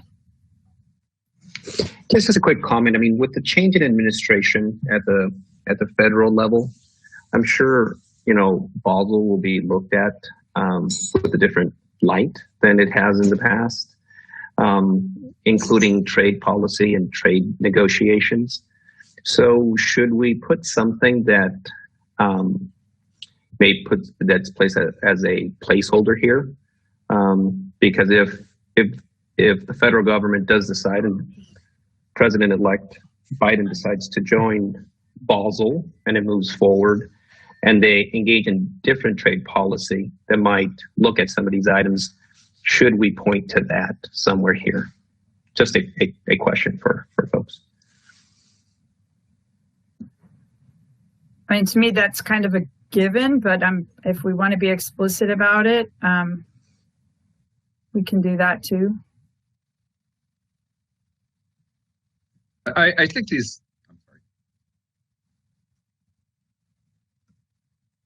Sorry, I couldn't hear it started. I think these export restrictions are essentially just affirming what the Basel Convention internationally already kind of makes the case, whether or not the U.S. is part of it.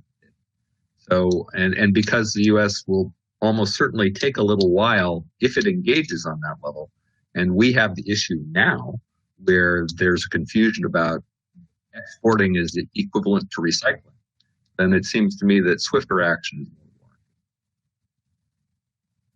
warranted. Commissioner Kapikoff? Yeah. So back to my comments on the last commission meeting and the prior commission meeting regarding this. My comments are the same, and I won't reiterate them. I think, Heidi, you tasked myself and Eric with coming up with some language for maybe remeasuring diversion in California. I don't think that's part of the scope of this, obviously. I do want to put a placeholder in there somewhere, though, that on the next step with Ledge, that they do, or we come up with a system where they can start a conversation on disposal being the measurement tool that California uses for recycling. That's my comment is just a placeholder somewhere in here that if we do if they do look at this as a policy, that our disposal will increase and our recycling rate is measured off disposal. Real simple. So that conversation happens in the ledge. That's all. I remember that discussion. I wonder, would everybody be okay if maybe Commissioners Lapis and Valle just add a sentence at the top of this that says, by preventing the exports on markets that have been relied on for years, this would probably have an immediate impact, that we would see an increase in disposal in California, but it would also be protective of the environment everywhere in the world, which was the intent, that these be really recycled at the highest and best levels. And we just have to acknowledge that. And as the Recycling Commission, we just don't consider recycling, sending it to places that are illegal or inappropriate. But we have to deal with the reality of what this might do in the short term. And real quick, I think, Nick, you guys did a good job on the fourth paragraph and on the introduction, pointing out that California will be in the eye of the storm on this. We are the leader in exports. And if this policy is going to limit the exports, then there's got to be maybe a sentence in that paragraph somewhere where, this will lead to increased disposal. That's all, and decrease in the recycling rate. Something there. It'll start the conversation down the road. That's all. Is everybody okay with that? And then I see there's a couple of other. Yeah. If I may add, I think that's so important. It really needs to be part of the executive summary, because I think it's part of the irony of this is here we are, the Recycling Commission, to improve and expand recycling, and our first recommendations are actually going to hurt our recycling rate as it's been measured to date. And we need to be very forthright in that. I agree. But also, our emphasis in the long run is fixing recycling, expanding recycling, but we have to do that by first protecting recycling and organics. And making sure it's honest when we say it's getting recycled and the public is clearly believes that it's getting recycled. So how about this? Instead of changing this text, why don't Commissioner Ward and I add this to the executive summary part, that part of what we're doing is making recommendations that we believe are honest and transparent about the fact that some offshoring of these materials may not have led to the type of recycling we all thought we were getting, and that we understand that the short term, our numbers might drop, but that it's better to be honest and make sure we're getting a clean system and not dumping these materials on countries that can't handle them, or breaking breaking treaties in the world. Does that make sense? Is that okay with everybody? If Ted and I take a stab at that? Okay, very good. That way we can approve this kind of as it is, and keep moving. Commissioner Schneider? Oh, sorry. I brought this up at market development last week. At the local level, at my local level, we do not get told how much residue comes from our facility. We don't get told what the problematic materials are. If I assume that I am one like the other 530 whatever jurisdictions in the state, most of your local elected officials do not know this, nor then do the public know it, because there's no real good mechanism to teach the public that a good percentage of the plastic they put in their curbside bin is garbage. So I understand that most of our recommendations are going either to Cal Recycle or to the legislator, but there isn't a drop down to local government. And I think one of the mechanisms could be that at the local level, reports of what truly is recyclable and what isn't, what is residue, should be reported out in a public, transparent process. That may be beyond what our scope is, but if it doesn't get there,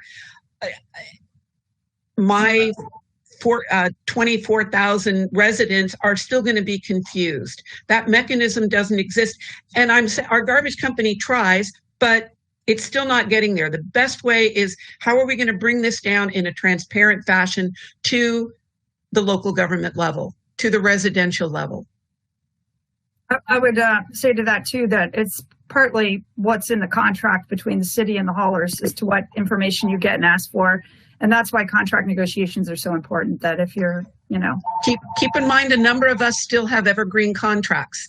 And many cities are completely reliant upon their garbage companies because they feel fully trusted with them.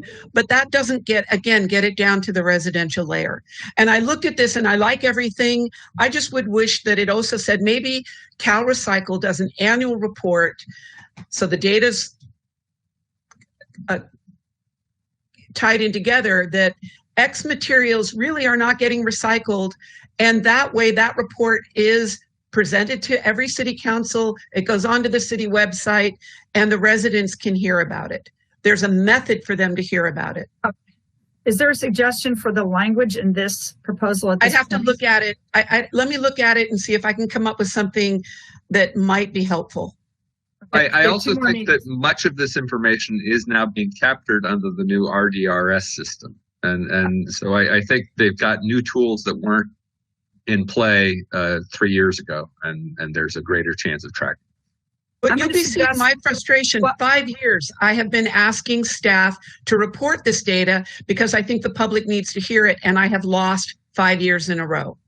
Well, I think the public's hearing from the national media too that some of this isn't getting recycled, and that's why they're getting so discouraged, because they feel like they've been told a bunch of fibs that if they put everything in the recycling container, it's going to get recycled. So I think the public's generally getting the sense that something's really wrong here, which is why we really have the commission formed, and we've got to fix it. I'm going to suggest that we are running out of time if we're going to get through these others, and we've reviewed this already several times. So if we can keep these short and hopefully move this one on. Commissioner Davis? Yeah, on that last discussion, if you look at recommendation 2, there is the CalRecycle would notify local jurisdictions in violations. So it's, as far as this recommendation, I think it's addressed. But Flake, is this Nick? Richard, is this focused on baled material? Is that the basil? I'm sorry, I kind of. Yeah, it is. John. It is. It's based on bale material. Okay, and it's implied in here. It could be maybe a little bit more explicit in some parts. There's mention of bales in a couple places, but yeah, okay. That would be my suggestion. Maybe we just emphasize that at the beginning. Thank you. John, as opposed to what? As opposed to truckloads granulated or processed, I mean, if somebody wanted to granulate PVC and there was an export market for it, I don't know how that falls in the Basel Convention. Once it's been granulated and purified. Is there language change? I think that's a technical point. Quite honestly, if somebody goes to the trouble of granulating, they're not going to mix plastics. It's going to be pure stuff. And likely it's going to be local use. I don't know of too many people that export granulated plastics. Well, no, I agree, but export markets change. And actually, there was an article yesterday on China's ban beginning January 1, and there was an ISRI comment about trying to exempt processed granulated plastic material from that ban. So that's what stuck in my mind. Maybe just if it is specifically on bale, it could be just in the introduction, so it's clear. If we're not certain, I'm fine with it the way it is, because I agree. Right now, it's pretty much a non-issue. Okay, thank you. Right, and then. Yeah, we can go back and amend it if we find out that there's issues for sure. Commissioner Ward and then Commissioner Potashner. Move on. Okay, Commissioner Potashner? Yeah, well, just recommendation number 1, I'm 100% in support of the spirit of it. I'm a little uncomfortable just because I think the changing policy landscape on what each country that is right now receiving material is changing at a pretty rapid rate right now. What does this look like for recycling operations that may on a month-to-month basis start seeing different policies coming into the countries they're exporting? And what does enforcement on this look like down the road? In some ways, recommendation 1 feels more like it should just be part of the preamble of like the principles that we're behind. versus going down the road of creating some new enforcement on the value chain right now that I don't think is equipped to sort of take on that risk at this point. I think the more specific issue around the recycling credit is a good way to deal with this issue, but just putting an overarching, you can't violate international law. Well, no one wants to, but at the same time, it's changing on a week-to-week basis. I don't know if the system right now is equipped to sort of move that quickly and take on new liability and law. But at a cost and be very tough to deal with in COVID when our economic situation is getting worse by the minute. It's an excellent point. Did anybody, Commissioner Valle, Commissioner Lapis, want to speak to that? Go ahead, Nick. I think I agree that it could go into the preamble. I am less concerned with protecting folks from changing laws that they might not know about, because I'm not sure that's totally an excuse. I'm more, but I agree more broadly, because this is, I don't know logistically what it would mean for us to codify a violation of international law into state law. It's a kind of a broad concept that I'm not sure is very implementable. I guess what I would say, Nick, is maybe we would put this in preamble and count this as something that we're going to continue to work on through July, because I don't know if this idea is completely baked and we've understood exactly the implications of it. Yeah, no, I think that's a good point, and it really could use a little more discussion. If you, Eric, if you want to make those changes. Okay, I'll do that now. And then just, Heidi, on the other point real quick on what Joe talked about in terms of we're going to increase disposal by some of these policies. While I'm trying to look at language with our lawyers, one thing that has occurred to us is that CalRecycle did a good job with Hilton on creating tools for 1383 for local jurisdictions. We may want to consider directing them to create likewise tools after these recommendations get pushed forward or new laws get pushed forward to help the conversation between jurisdictions and local haulers and processors on how to deal with their contracts given these new laws. That may be that instead of having a fixed way to deal with it, just provide a set of resources so that folks like us can go and point to things that CalRecycle has produced on their website when we're in our conversations with our local governments. Is like, this is how we think we're supposed to approach it. Yeah, we can certainly look at that. I know their budget is completely strapped right now and just getting worse with the fires and everything. So, so it looks like then we generally agree with this, but recommendation 1 will be moved into the preamble, and Ted and I will deal with language in the report about some of our recommendations may actually increase disposal in the short term because we're being honest about what's really recyclable, et cetera. I think if you can change that language and bring it back on the 16th, we could read it in on the 18th and again put it as pending, that it's not necessarily final, that this is not one of the things that we feel the most clarity around and we want to hear more, but at least it's in there that we've discussed it and we've got some pretty good ideas around it, but maybe around it to 80%, but we're not 100% sure we got this right. Is that, does that I have a little right? hesitation on that, just because the basal restrictions, I know go into effect January 1.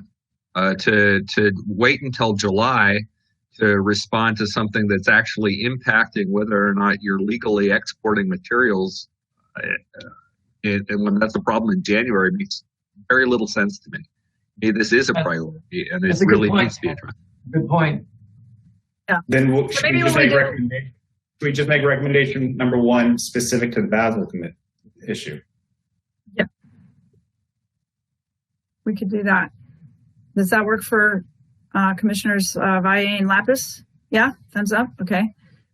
Okay. So we're going to I believe that actually was the original. That was the original proposal. We got rid of that so that we're not in a position of California engaging in international treaties.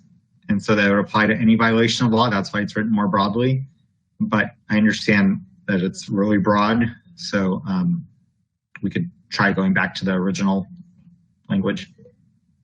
Now we're going to go back to the original language on 1, and we're going to bring this back on the 16th for first official reading.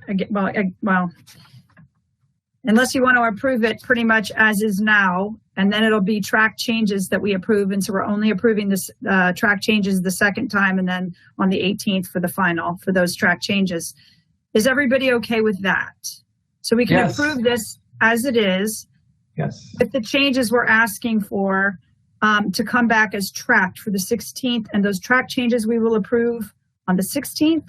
And if they stay the same on the 18th, and then it'll go into that draft report because it is time sensitive. And Ted and I, again, in the report will deal with the issue about the diversion credit, diversion disposal amounts. Make sense? Okay, great.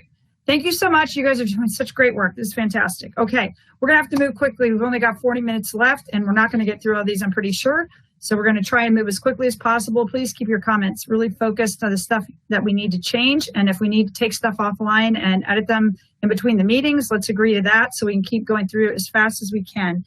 The next one is the consolidated permitting process enhancement, which has been discussed several times before the full commission on the 18th of November, October 21st as well. The primary author is John Davis, and this is basically a final proposal which does not need legislation, and basically is designating the Cal EPA lead on a consolidated permitting process. It's been in law for years. It hasn't really been implemented, and I do see a hand up by Commissioner Dell. Yeah, thank you. I think I had the same issues that I had with this this policy recommendation in the previous reading. I still have now, and I think we need to take some time to go through it and not rush through it. So I've got this pulled up. I'd like to start by asking what the meaning of the sentence is. However, the consolidated permitting process does not authorize Cal EPA to require local permitting authorities to participate in the process. Could you please explain what that sentence is to me? I think that was added based on some comments from our discussion here, but consolidated permitting process is a state agency process. And so there's also permitting from local agencies. It might be the local enforcement agency, and it would certainly be the city and county with land use authority. So this consolidated process that hasn't been used apparently much in the past that you're promoting here, does this basically say then that Cal EPA is not required to engage local authorities for local permitting? The consolidated permitting process covers state agencies. The recommendation is that local permitting agencies be involved in the process so that they can share information and timelines with those state permitting agencies. So are you suggesting then in this that the consolidated permit process, the way it stands in law now, be modified to require Cal EPA to engage with local permitting authorities? No, there's no suggestion of modifying the statute. I think if Cal EPA has the authority to convene the state agent. In fact, a developer can request it, and Cal EPA has to initiate that process. They would then be able to add local government agencies to the process. If a local government doesn't want to participate, Cal EPA could not compel them to participate. But I suspect opening up the process to include local government would be beneficial in exchanging information and knowledge about the full permitting process. But is the way the consolidated permit process is now, if a developer came to Cal EPA and said, I'd like to propose this process in X place in California, then the Cal EPA could start down this consolidated permitting process, and they would not be required to engage local permitting authorities. That's what I'm getting at. We have to, I believe, include the requirement that local permitting authorities be absolutely engaged in the process and not left out of the process. So is that the case? Are local authorities required to be consulted? Well, our recommendation would be that, yes, that they be included in the process. I haven't heard through any prior discussion that would require a change in law. But the existing law does not require it. The existing law does not include local agencies. The existing law only applies to state environmental permitting process, including air districts and regional water boards. Okay, well, I think that needs to be more explicit here, because to me, the way this is written, it's saying that we'd go through the existing consolidated permitting process. And if you're saying that doesn't require local authorities to be engaged in the process as equal partners, then that needs to be clarified, because that's absolutely a stumbling point. The types of facilities we're talking about have huge impacts on communities. And I think this proposal is also tone deaf to environmental justice issues. I didn't see it mentioned once. Unfortunately, many of these processing facilities, which require a ton of truck traffic, they have safety hazards, fire hazards, emissions issues. Unfortunately, they often end up in communities where real estate maybe not as expensive and there's not stakeholders who are prepared to fight against them. And so I think beef up, while there is a desire to improve permitting, it should not come at the stake of foisting harmful, impactful, unsafe facilities and communities. The second part here, I've got highlighted that there's a bunch of requirements on specific days and turnarounds, 15 days of designation for representatives to meet. Following that, 30 days to determine if an application is complete. And then the consolidated permit agency must compile permits and provide them to the applicant within 30 days of the last participating issues its permit. I don't agree that we should have specific dates in here. There needs to be a robust. Those are in statute. Those are already in statute. All of that language was added after a prior commission discussion, because there was a request to have some explanation of the current process. So that is the current process. Maybe we should make it clear that this is the language that's clearly pulled from the bill, so nobody can, it's not as confusing. So there needs to be clarify that, and in response to your other comments, I think there's no intent to change any provisions of any permitting provisions, whether they're state or local. So the issues around siting, the issues around impacts on disadvantaged communities, those are all implicit in the current regulations. We're not suggesting any changes to any of those. If there are issues about the Uniform Fire Code, for example, then we could address those if they're not being adequately addressed. But it's not the scope of this proposal to change permitting requirements. So what exactly is this proposal then in layman's terms? If there's an existing consolidated permitting proposal process that could be used, that exists right now, what exactly is this policy proposal suggesting then that approach be used? It suggests that local agencies need to be included, and that GOBIS should be participant. GoBiz, the Governor's Office of Business and Economic Development, didn't exist at the time. So, and GoBiz does work on permitting issues. The advantage of the consolidated permitting process is the ability to pull together within those stated timeframes all the state permitting agencies and local air districts and regional water boards. I'm not convinced that we need to change the statute to allow Cal EPA to invite local governments to participate in the process, but not having local agencies in the process means that information isn't shared with the local permitting agencies.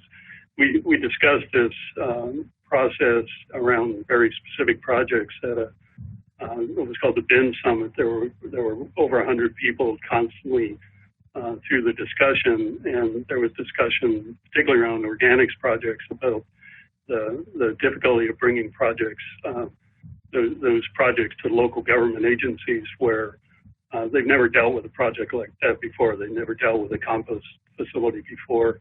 And so the knowledge that exists, for example, at Cal Recycle, isn't necessarily transmitted to the local agencies. So the intent here is to open the door for local agencies to be a part of this process.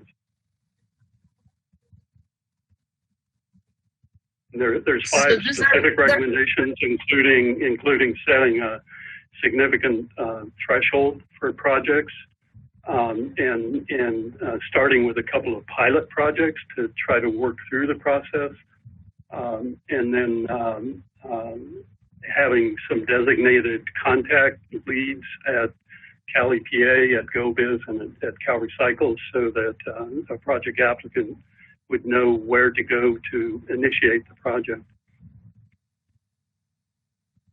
And so this is an overlay then basically on the consolidated permitting process, again, that already exists, but is it sort of like a how to make that better or easier to use? It's a policy recommendation to do that, to overlay it. Maybe I can clarify. It's not working. They're not using it. It's been in law for years. And so what John was trying to do was just simply point that out and say, we've got to get everybody talking because we're not getting these permits moved fast enough. And I know Commissioner Segura and others have dealt with, where permits are just taking years upon years upon years. And if this isn't right, it needs more detailed work. We're happy to take this offline and keep moving on the other policies, since we've only got about 25-30 minutes left. But there's other people that have comments on this too. So Jen, okay. So I'll just close and say I think there's a reason that it takes a long time. It's because stakeholder and engagement and feedback is important to not having facilities foisted on communities. And I'll leave it at that. I think your point about environmental justice issues being addressed in here is very important. So that's really good feedback. Commissioner Ward? It's been addressed. Go ahead, move on. Lapis? Yeah, ditto. Cancel. Okay, Commissioner Segura. I just want to make sure, to highlight, this is really not about regulatory circumvention, but what can't happen is that permits take years upon years to get completed. We've had, situations and real life situations where you have a permit that sits on someone's desk for 18 months for no other reason than it's waiting for someone that transitioned or someone that's reviewing again, but had nothing to do with regulatory compliance or circumventing something. So it's important that this regulation is on the books, but it's not being utilized. It's not efficient. It's not effective. And we need, hundreds of millions of dollars of new facilities in the organics side built throughout the state. And it can't take 10 years to build facilities. It just can't. We discuss here at the commission that we want more facilities and more infrastructure, yet folks will not build those facilities or sometimes cannot build them because it takes so long and the window's so long. So once again, I just want to highlight, this is not about regulatory circumvention. It is about making an efficient and effective system that people can have more certainty when a permit can be completed. Is that 3 years, 4 years? But it can't be 20 years. So I want to make sure I highlighted that. I think you made a really good point that maybe at the beginning, there's a comment made about the intent that this is not about circumventing any kind of rulemaking or processes to protect local communities or anything else. It's simply to make sure that the process is efficient and effective and allows us to meet the state goals, because right now it's a big reason why we can't meet the state goals, to be quite honest. And Commissioner Kalbikoff? Yeah, I'll echo what Commissioner Oseguera said, that there are unique,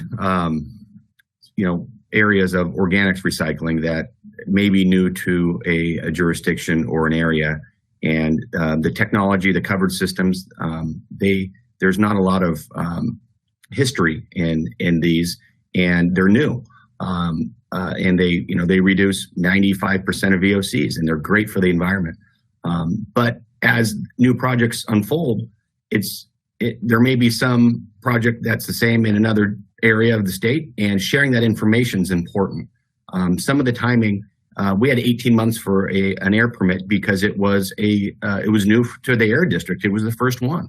They didn't have the history and the data on this. But if they were to look at other air districts that did have these in there, it would have streamlined the process. And I think that's the intent of this policy. The other, I think, an extremely important aspect of it is that these projects, and it's under the sets a threshold for significant climate impacts.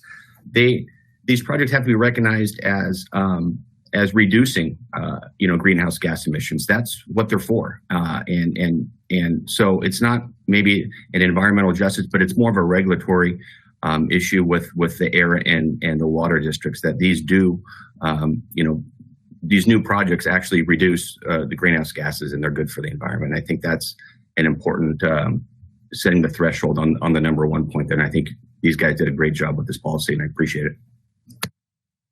Thank you. I'm going to make a proposal so we can keep moving on to the next one, which is on the title. Maybe it could be changed to Consolidated Permit Process Utilization and Enhancement, because really the key has been that it hasn't been used. Are you okay with that, Commissioner Davis? Does that make sense? Okay. Yeah. And then we could take this and just maybe add some language about the environmental justice concerns and the intent that we not circumvent any process. We just simply need the system and the multiple authorities that have permitting authority to be efficient and effective at getting timely responses to businesses who are putting in their proposals, and clarifying the language that is existing so that everybody's clear we're not adding that language. It's actually already there. Yeah, I'll prepare something and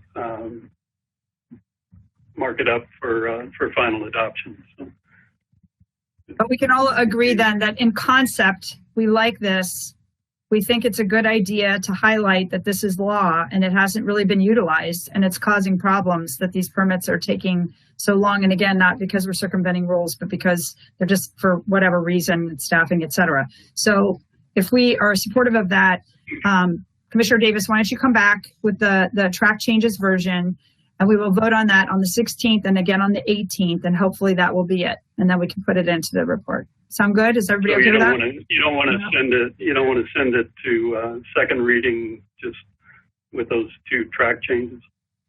Yeah, we could do that too. We could vote on it now and agree on these changes that will come back. So everybody good with this as it is, but we're going to amend it to address the concepts we just discussed. Give everybody, thank you. Okay, everybody's thumbs up. Is there anybody who does not agree with that?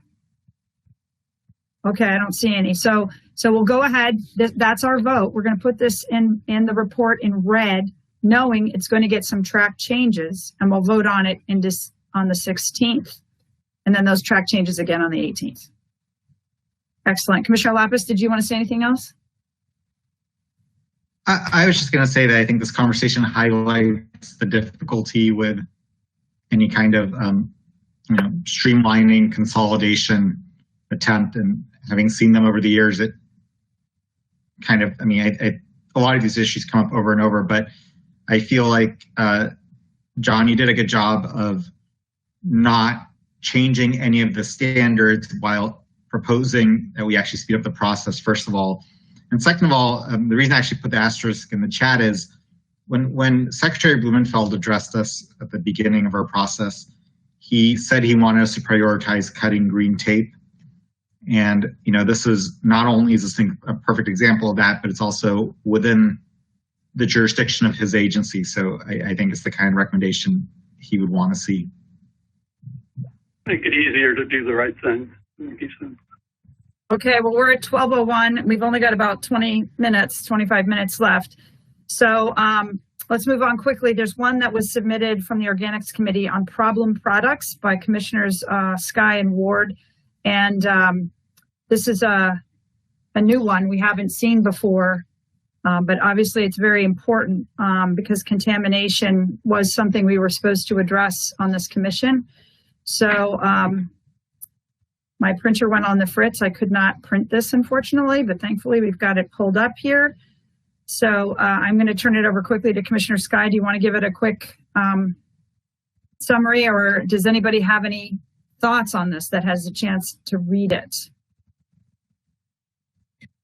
What I'll say very briefly is it's very complementary to the precautionary principle, but this is focusing on the products that create problems through processing. So I'm very happy to take any comments or feedback from any of the commissioners.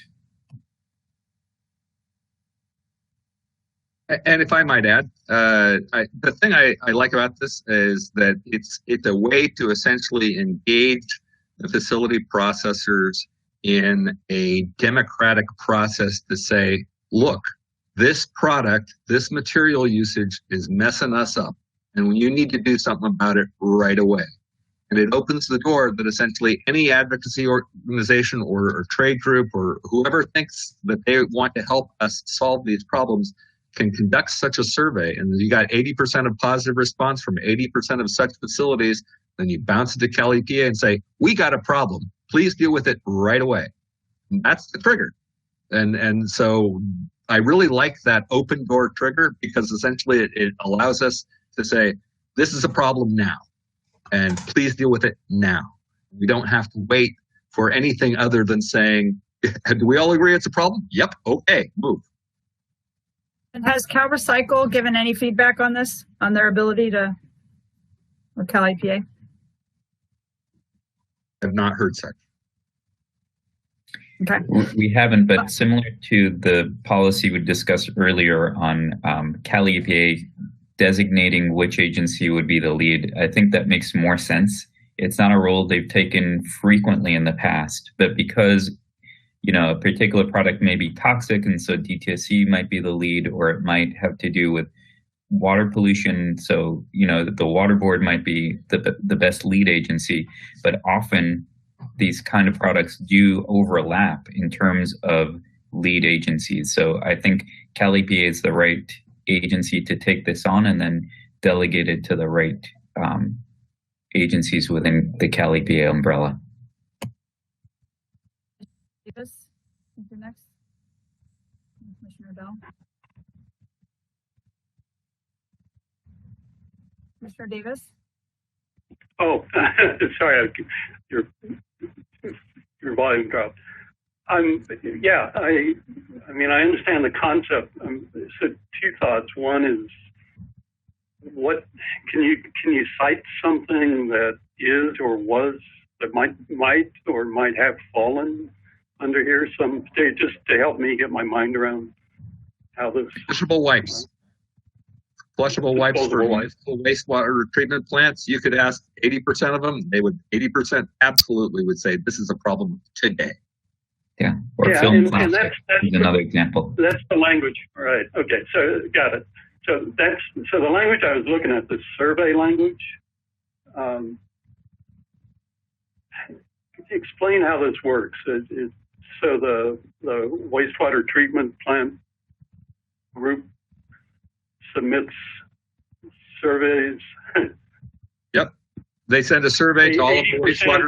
80% of 80% of 80% of 80%. Is that how it rolls? 80% of 80%. That's it.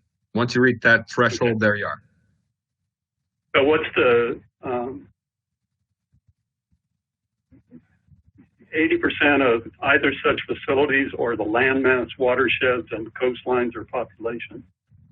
Yeah, so I added the thought on that is that sometimes there are state agencies like the California Coastal Commission who have responsibilities for great areas of land, and they can identify this is a persistent problematic pollutant on our coasts that wasn't here before. This must be dealt with.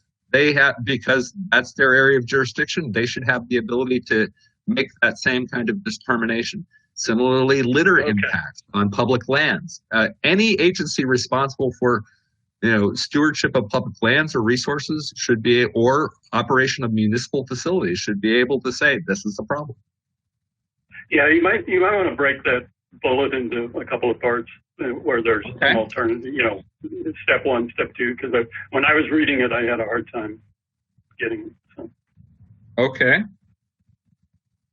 So separate the folks responsible for land and resources from facilities. Yeah. I was trying to mesh the two and having a really hard time doing that. Okay. Hey, Commissioner Dell. Yeah, I really like this idea. I think it's novel. I think there's good precedence if you think about it sort of like in terms of impacts from CO2 or something, but we're looking at product impacts on municipal systems or public lands. Why the 80%? I actually think it's going to be hard to get 80% of, if you look at, we have 76 MRFs, for example, and if you tried to poll 76 MRFs, I don't think you'd get 80% respondents. It's just tough. They don't have the capacity to answer. I'm wondering if there's a precedent that Commissioner Lapis mentioned about the 2/3, for the emergency vote that have to get 2/3 of the legislature. I just wonder how you're coming up with 80%. I think it's too high, both in terms of respondents and then also number that would say it's harmful. May I respond? My initial thought on that is I don't know exactly what the right level is. However, I believe, like the flushable wipes, the municipal operators of facilities are motivated to try to fix problems. And if they know that by responding to a survey, there's a chance that that problematic thing might be addressed, they're going to be motivated to actually be responsive to such surveys. So I think there's a chance that you have a higher percentage. Plus, of course, the purveyors of such products are going to be very offended that their products are being picked out. And so you really want a definitive, no, this is really absolutely a problem for pretty much everybody doing this kind of thing. So the 80%, it's a pretty high bar, but I think that there would be motivation from the facility operator side, and it establishes this is a widespread problem. Okay. I'll just speak very briefly. The threshold for responses might be a little bit high. And so if we were to adjust one of those thresholds, I'd be open to saying at least 2/3 of the entities respond and 80% of them identify it as an issue. Okay. Any other changes or recommendations for this proposal? I think it's a really cool idea, and I really thank Commissioners Ward and Sky for putting this together. Is everybody okay voting on this, knowing that looks like we've got some changes on the voting, so it'd be 2/3 response with an 80% of the 2/3 saying thumbs up. Is everybody okay with that change being added, coming back with that track change? Very good. Is there anybody who does not like this and thinks this is a problem for some reason or wants more discussion? Okay, very good. And this also gives a lot of, I've actually thought we should do something like this a long time, so I really appreciate this coming back. Excellent work. All right, we're going to move quickly. We're moving on now to the beverage bottle design for recyclability, which we have discussed before. And this is Commissioner Dell and Lapis, their final proposal. This has gone through committee in September, full commission, we've heard it November 4th. And they consider it a legislative priority. This is about contamination in the recycling stream and curbside. So this policy has two strategies: prohibition of the two design elements. One would not require taxpayer funds and legislation, and the other one would.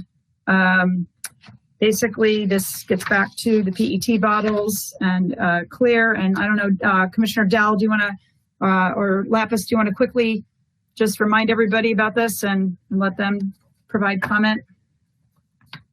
Sure, I'll discuss the issue, and if Commissioner Lapis would describe the two options that we're presenting for management techniques. This is a direct result of feedback that we got from a California PET processor in Southern California who's struggling to stay in business. It's a tough time to be a PET processor. They get so much contamination, and the markets are very limited. And what we heard directly from him was that there is only value, there's only strong markets for clear PET. And so the policy proposal recommendation is that beverage bottles only be made from clear PET, not green, blue, brown, unless there's a medical reason or one of those sorts of reasons. I'll let you know that this has actually been something that all of the beverage companies have voluntarily done in Japan for 20 years. They've only used clear. So, yep, this brand in Japan has been clear for 20 years. South Korea also has it as a law. We could quickly make an impact of collecting more clear PET, getting it into the recycle stream, less waste, less cost, keep our PET processors in business. And then the other little aspect is it also, this policy recommendation also prohibits caps that are metal and plastic that wreak havoc on PET processor systems. So it's a simple proposal, no cost to taxpayers, doesn't ban any product. If any plastics industry person's listening, this can all still be sold. We're just saying, please make it in clear PET so we can all keep it circulating in society. And Commissioner Lapis has two management options about how to achieve this. Yeah, just very quickly. The first is basically saying what Jan said, that you cannot sell products in non-clear PET. That would require legislative change. In the meantime, under the existing bottle bill program, the manufacturers are required to pay their processing fees based on the cost of recycling their products. And the processing fees for all PET are lumped in as one amount, and it's a very small amount, even though different types of PET have very different costs.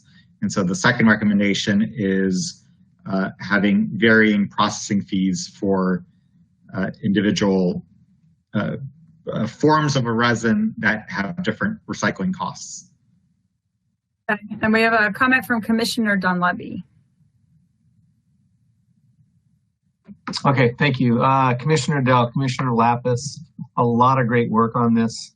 I definitely support it. Coming from the industry side, asking producers to switch from green or blue or yellow or brown PET into clear is not going to have a major impact. I would estimate that the green, brown, yellow, blue percentage of PET bottles in the CRV program is about 10%. So we're not asking a 50% move from green into clear. It's a small percentage, and a majority of the green is probably a 7-Up, a Sprite, a product that a nice green label is going to still have the same marketing impact as a green bottle. So I don't think asking the producers to switch from clear to green is going to have a detrimental impact on the producers. I think they'll be able to do this fairly quickly with minimal costs, but the ultimate result will be better for the reclaimers. It'll be better for the recycling centers. It'll be better for the MRFs that are doing the separation, because it'll bring up the value of the material. Because right now, the value of the material is dragged down by the negative cost of these non-recyclable pigmented bottles. So I definitely support this proposal. So Commissioner Dell, Commissioner Lapis, thank you for your work on this. Excellent. Commissioner Ward.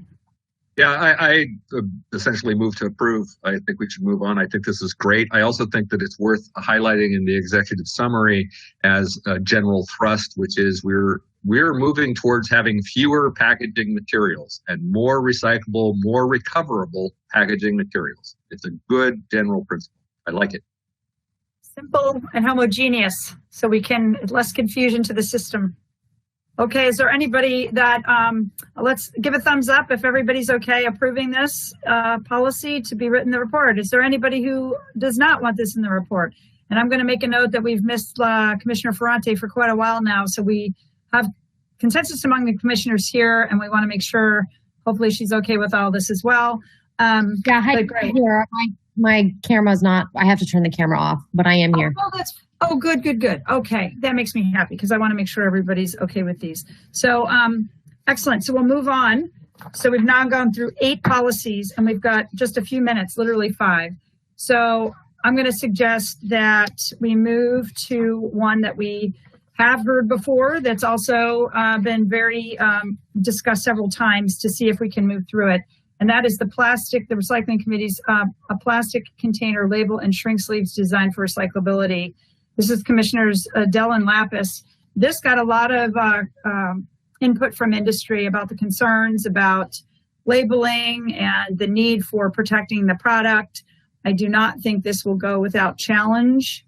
I just want to highlight that, although it's clearly a contaminant, and they have acknowledged that. So with that, I guess we've been through this before. It's been heard at the committee and the commission in September, starting in September all the way through to November. So at this point, I would say, does anybody have any comments on this proposal on the plastic container labels and the shrink sleeve design for recyclability?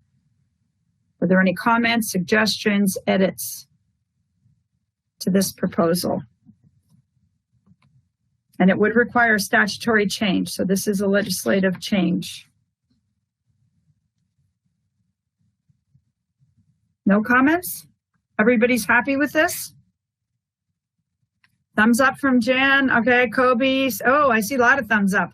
Okay, so if everybody's okay with this, then obviously the industry, and this again, we're advisory, and this will go to the legislature, and then the legislature will decide what they're going to do, and that's where a lot of public hearings will be had about all these different things. And again, we don't have unlimited time or research staff to get into every little nook and cranny of some of these things. So that will be outlined at the beginning of our report, the limitations that we have, that we acknowledge.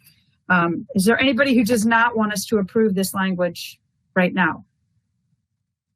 Very good. Then this is another proposal, which we've heard several times, and we are going to put that into the report as read, Commissioner Ward, and then we will vote on this on the next meeting. And oh my goodness, maybe we can do one more real quickly and we'll leave the rest for the next meeting. This is on organics, the compostable plastic certification and approval for composting or anaerobic digestion. Commissioner Sky and Lapis. Commissioner Sky, do you want to give us a very quick overview?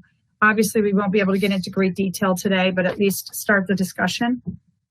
I wonder if that one is better to hold off, because we're actually going to discuss it further next week at the Organics Committee, and it will have some discussion.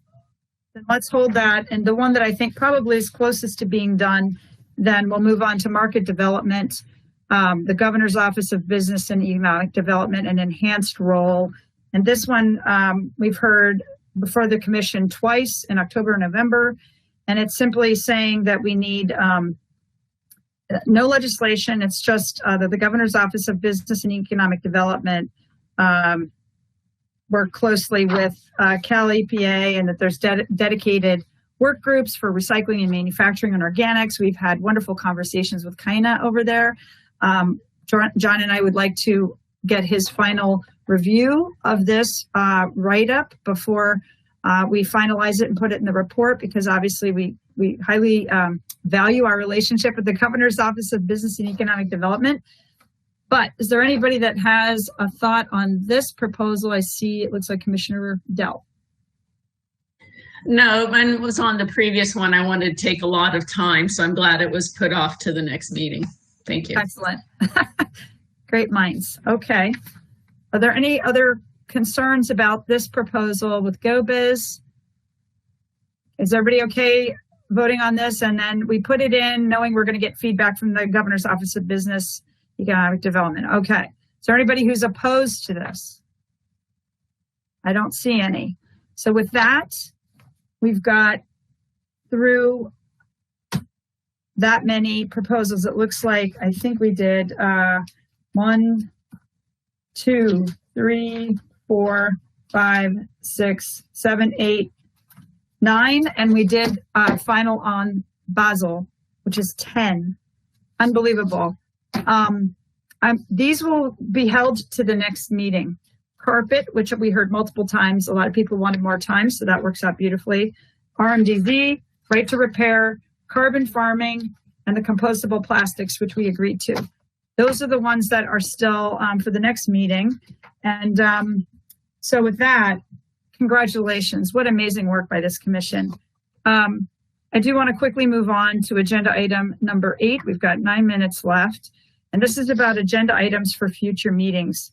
I want to go back to Cal Recycle very quickly. They said that they would get back to us by the end of the meeting regarding our request. And this gets to agenda items for the next meeting as far as whether we need to agendize this. Cal Recycle, are we going to have any legal support? Do we know the answer to that question yet on the public information request by the California Manufacturers and Technology Association? Heidi, legal is going to join for our call right after this for the agenda setting. And I've cataloged the questions that came up today. Excellent. So I don't have a specific answer yet, but we will discuss in just a few minutes here and then ensure that we get the responses to the questions to the Commission. And Commissioner Sky, did you have a comment on this? I was just going to briefly mention on the GoBiz proposal, that's just a great template if anybody wants to prepare a proposal. It was structured really well, very clear and concise. So I just wanted to say kudos for the folks that put that together. Okay, and thanks to John. He's been working hard on these. Very good. And Commissioner Valle, Vice Chair, make sure you can join us on the call after this meeting to make sure we understand. Thank you. And then basically, let's see, other agenda items. We had our Secretary, Jared Blumenfeld, you had asked that he come back. He scheduled time to come back for half an hour at the next meeting. We are getting very tight on time. I do not want to ask him at the last minute not to come because obviously his time is incredibly valuable, as is everyone's. So do we still want him to come? Because if not, and we want to put it off to January, I do want to let him know now. I do not want to have to ask him at the last minute. It's up to all of you. I suggest we move to January, and I think we should also invite the new director to speak. Okay, so that's ahead of all the policy discussions because I got a couple of one-off emails of people saying we shouldn't have even had David today, and I'm just not comfortable canceling on people the night before. If we're going to ask them to speak, I would like to protect their time and make sure that we can stick to it. So if everybody's okay with that, then we're on for half an hour with Secretary Blumenfeld from 9 to 9:30 on the 16th while we're trying to do all these policies. No, I think everybody was in agreement to move it to January. Oh, gotcha. That's my preference. I think it would make a whole lot more sense to talk through what our proposals are and how they stand in January with both the director and Jared. Yes, I agree. Okay, so we'll move them to the first meeting maybe in January, and then that would give us more space for them, including the new director, Rachel Wagner. And so I'm very excited about that. So we'll do that.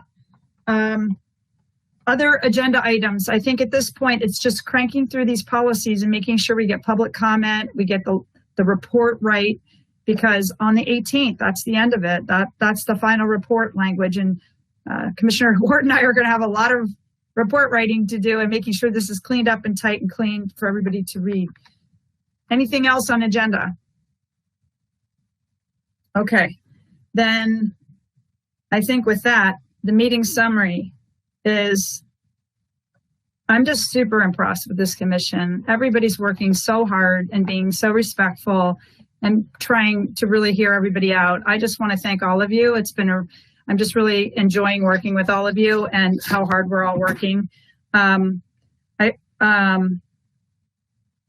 just think that it's a very impressive group, and I thank you all so much. And thank CalRecycle for your support. I know we've strained you. You weren't given money for this and staffing, and you've pulled a lot of people in to try and help us, and we really appreciate that. And to the stakeholders, I'm sorry if it's hard to follow us. I'm sorry if, we're trying really hard to be as transparent as possible. We're happy to comply with public information requests. We're doing the best we can, and please look at the report because we literally are writing it live online, and I don't think that's ever been done before. So there's no secrets here. Okay, well with that, I will say congratulations. A lot of work completed today. We've got a lot to do still. So we'll meet on the 16th. We'll plan still on meeting on the 18th. And I highly recommend that if commissioners and committees want to schedule an extra meeting to make sure you fully vetted some of your ideas for the meetings on the 16th and the 18th, you schedule them now because they need a 10-day notice. All right. Well, with that, thank you all very much. Excellent work. We'll see you on the 16th. Thank you.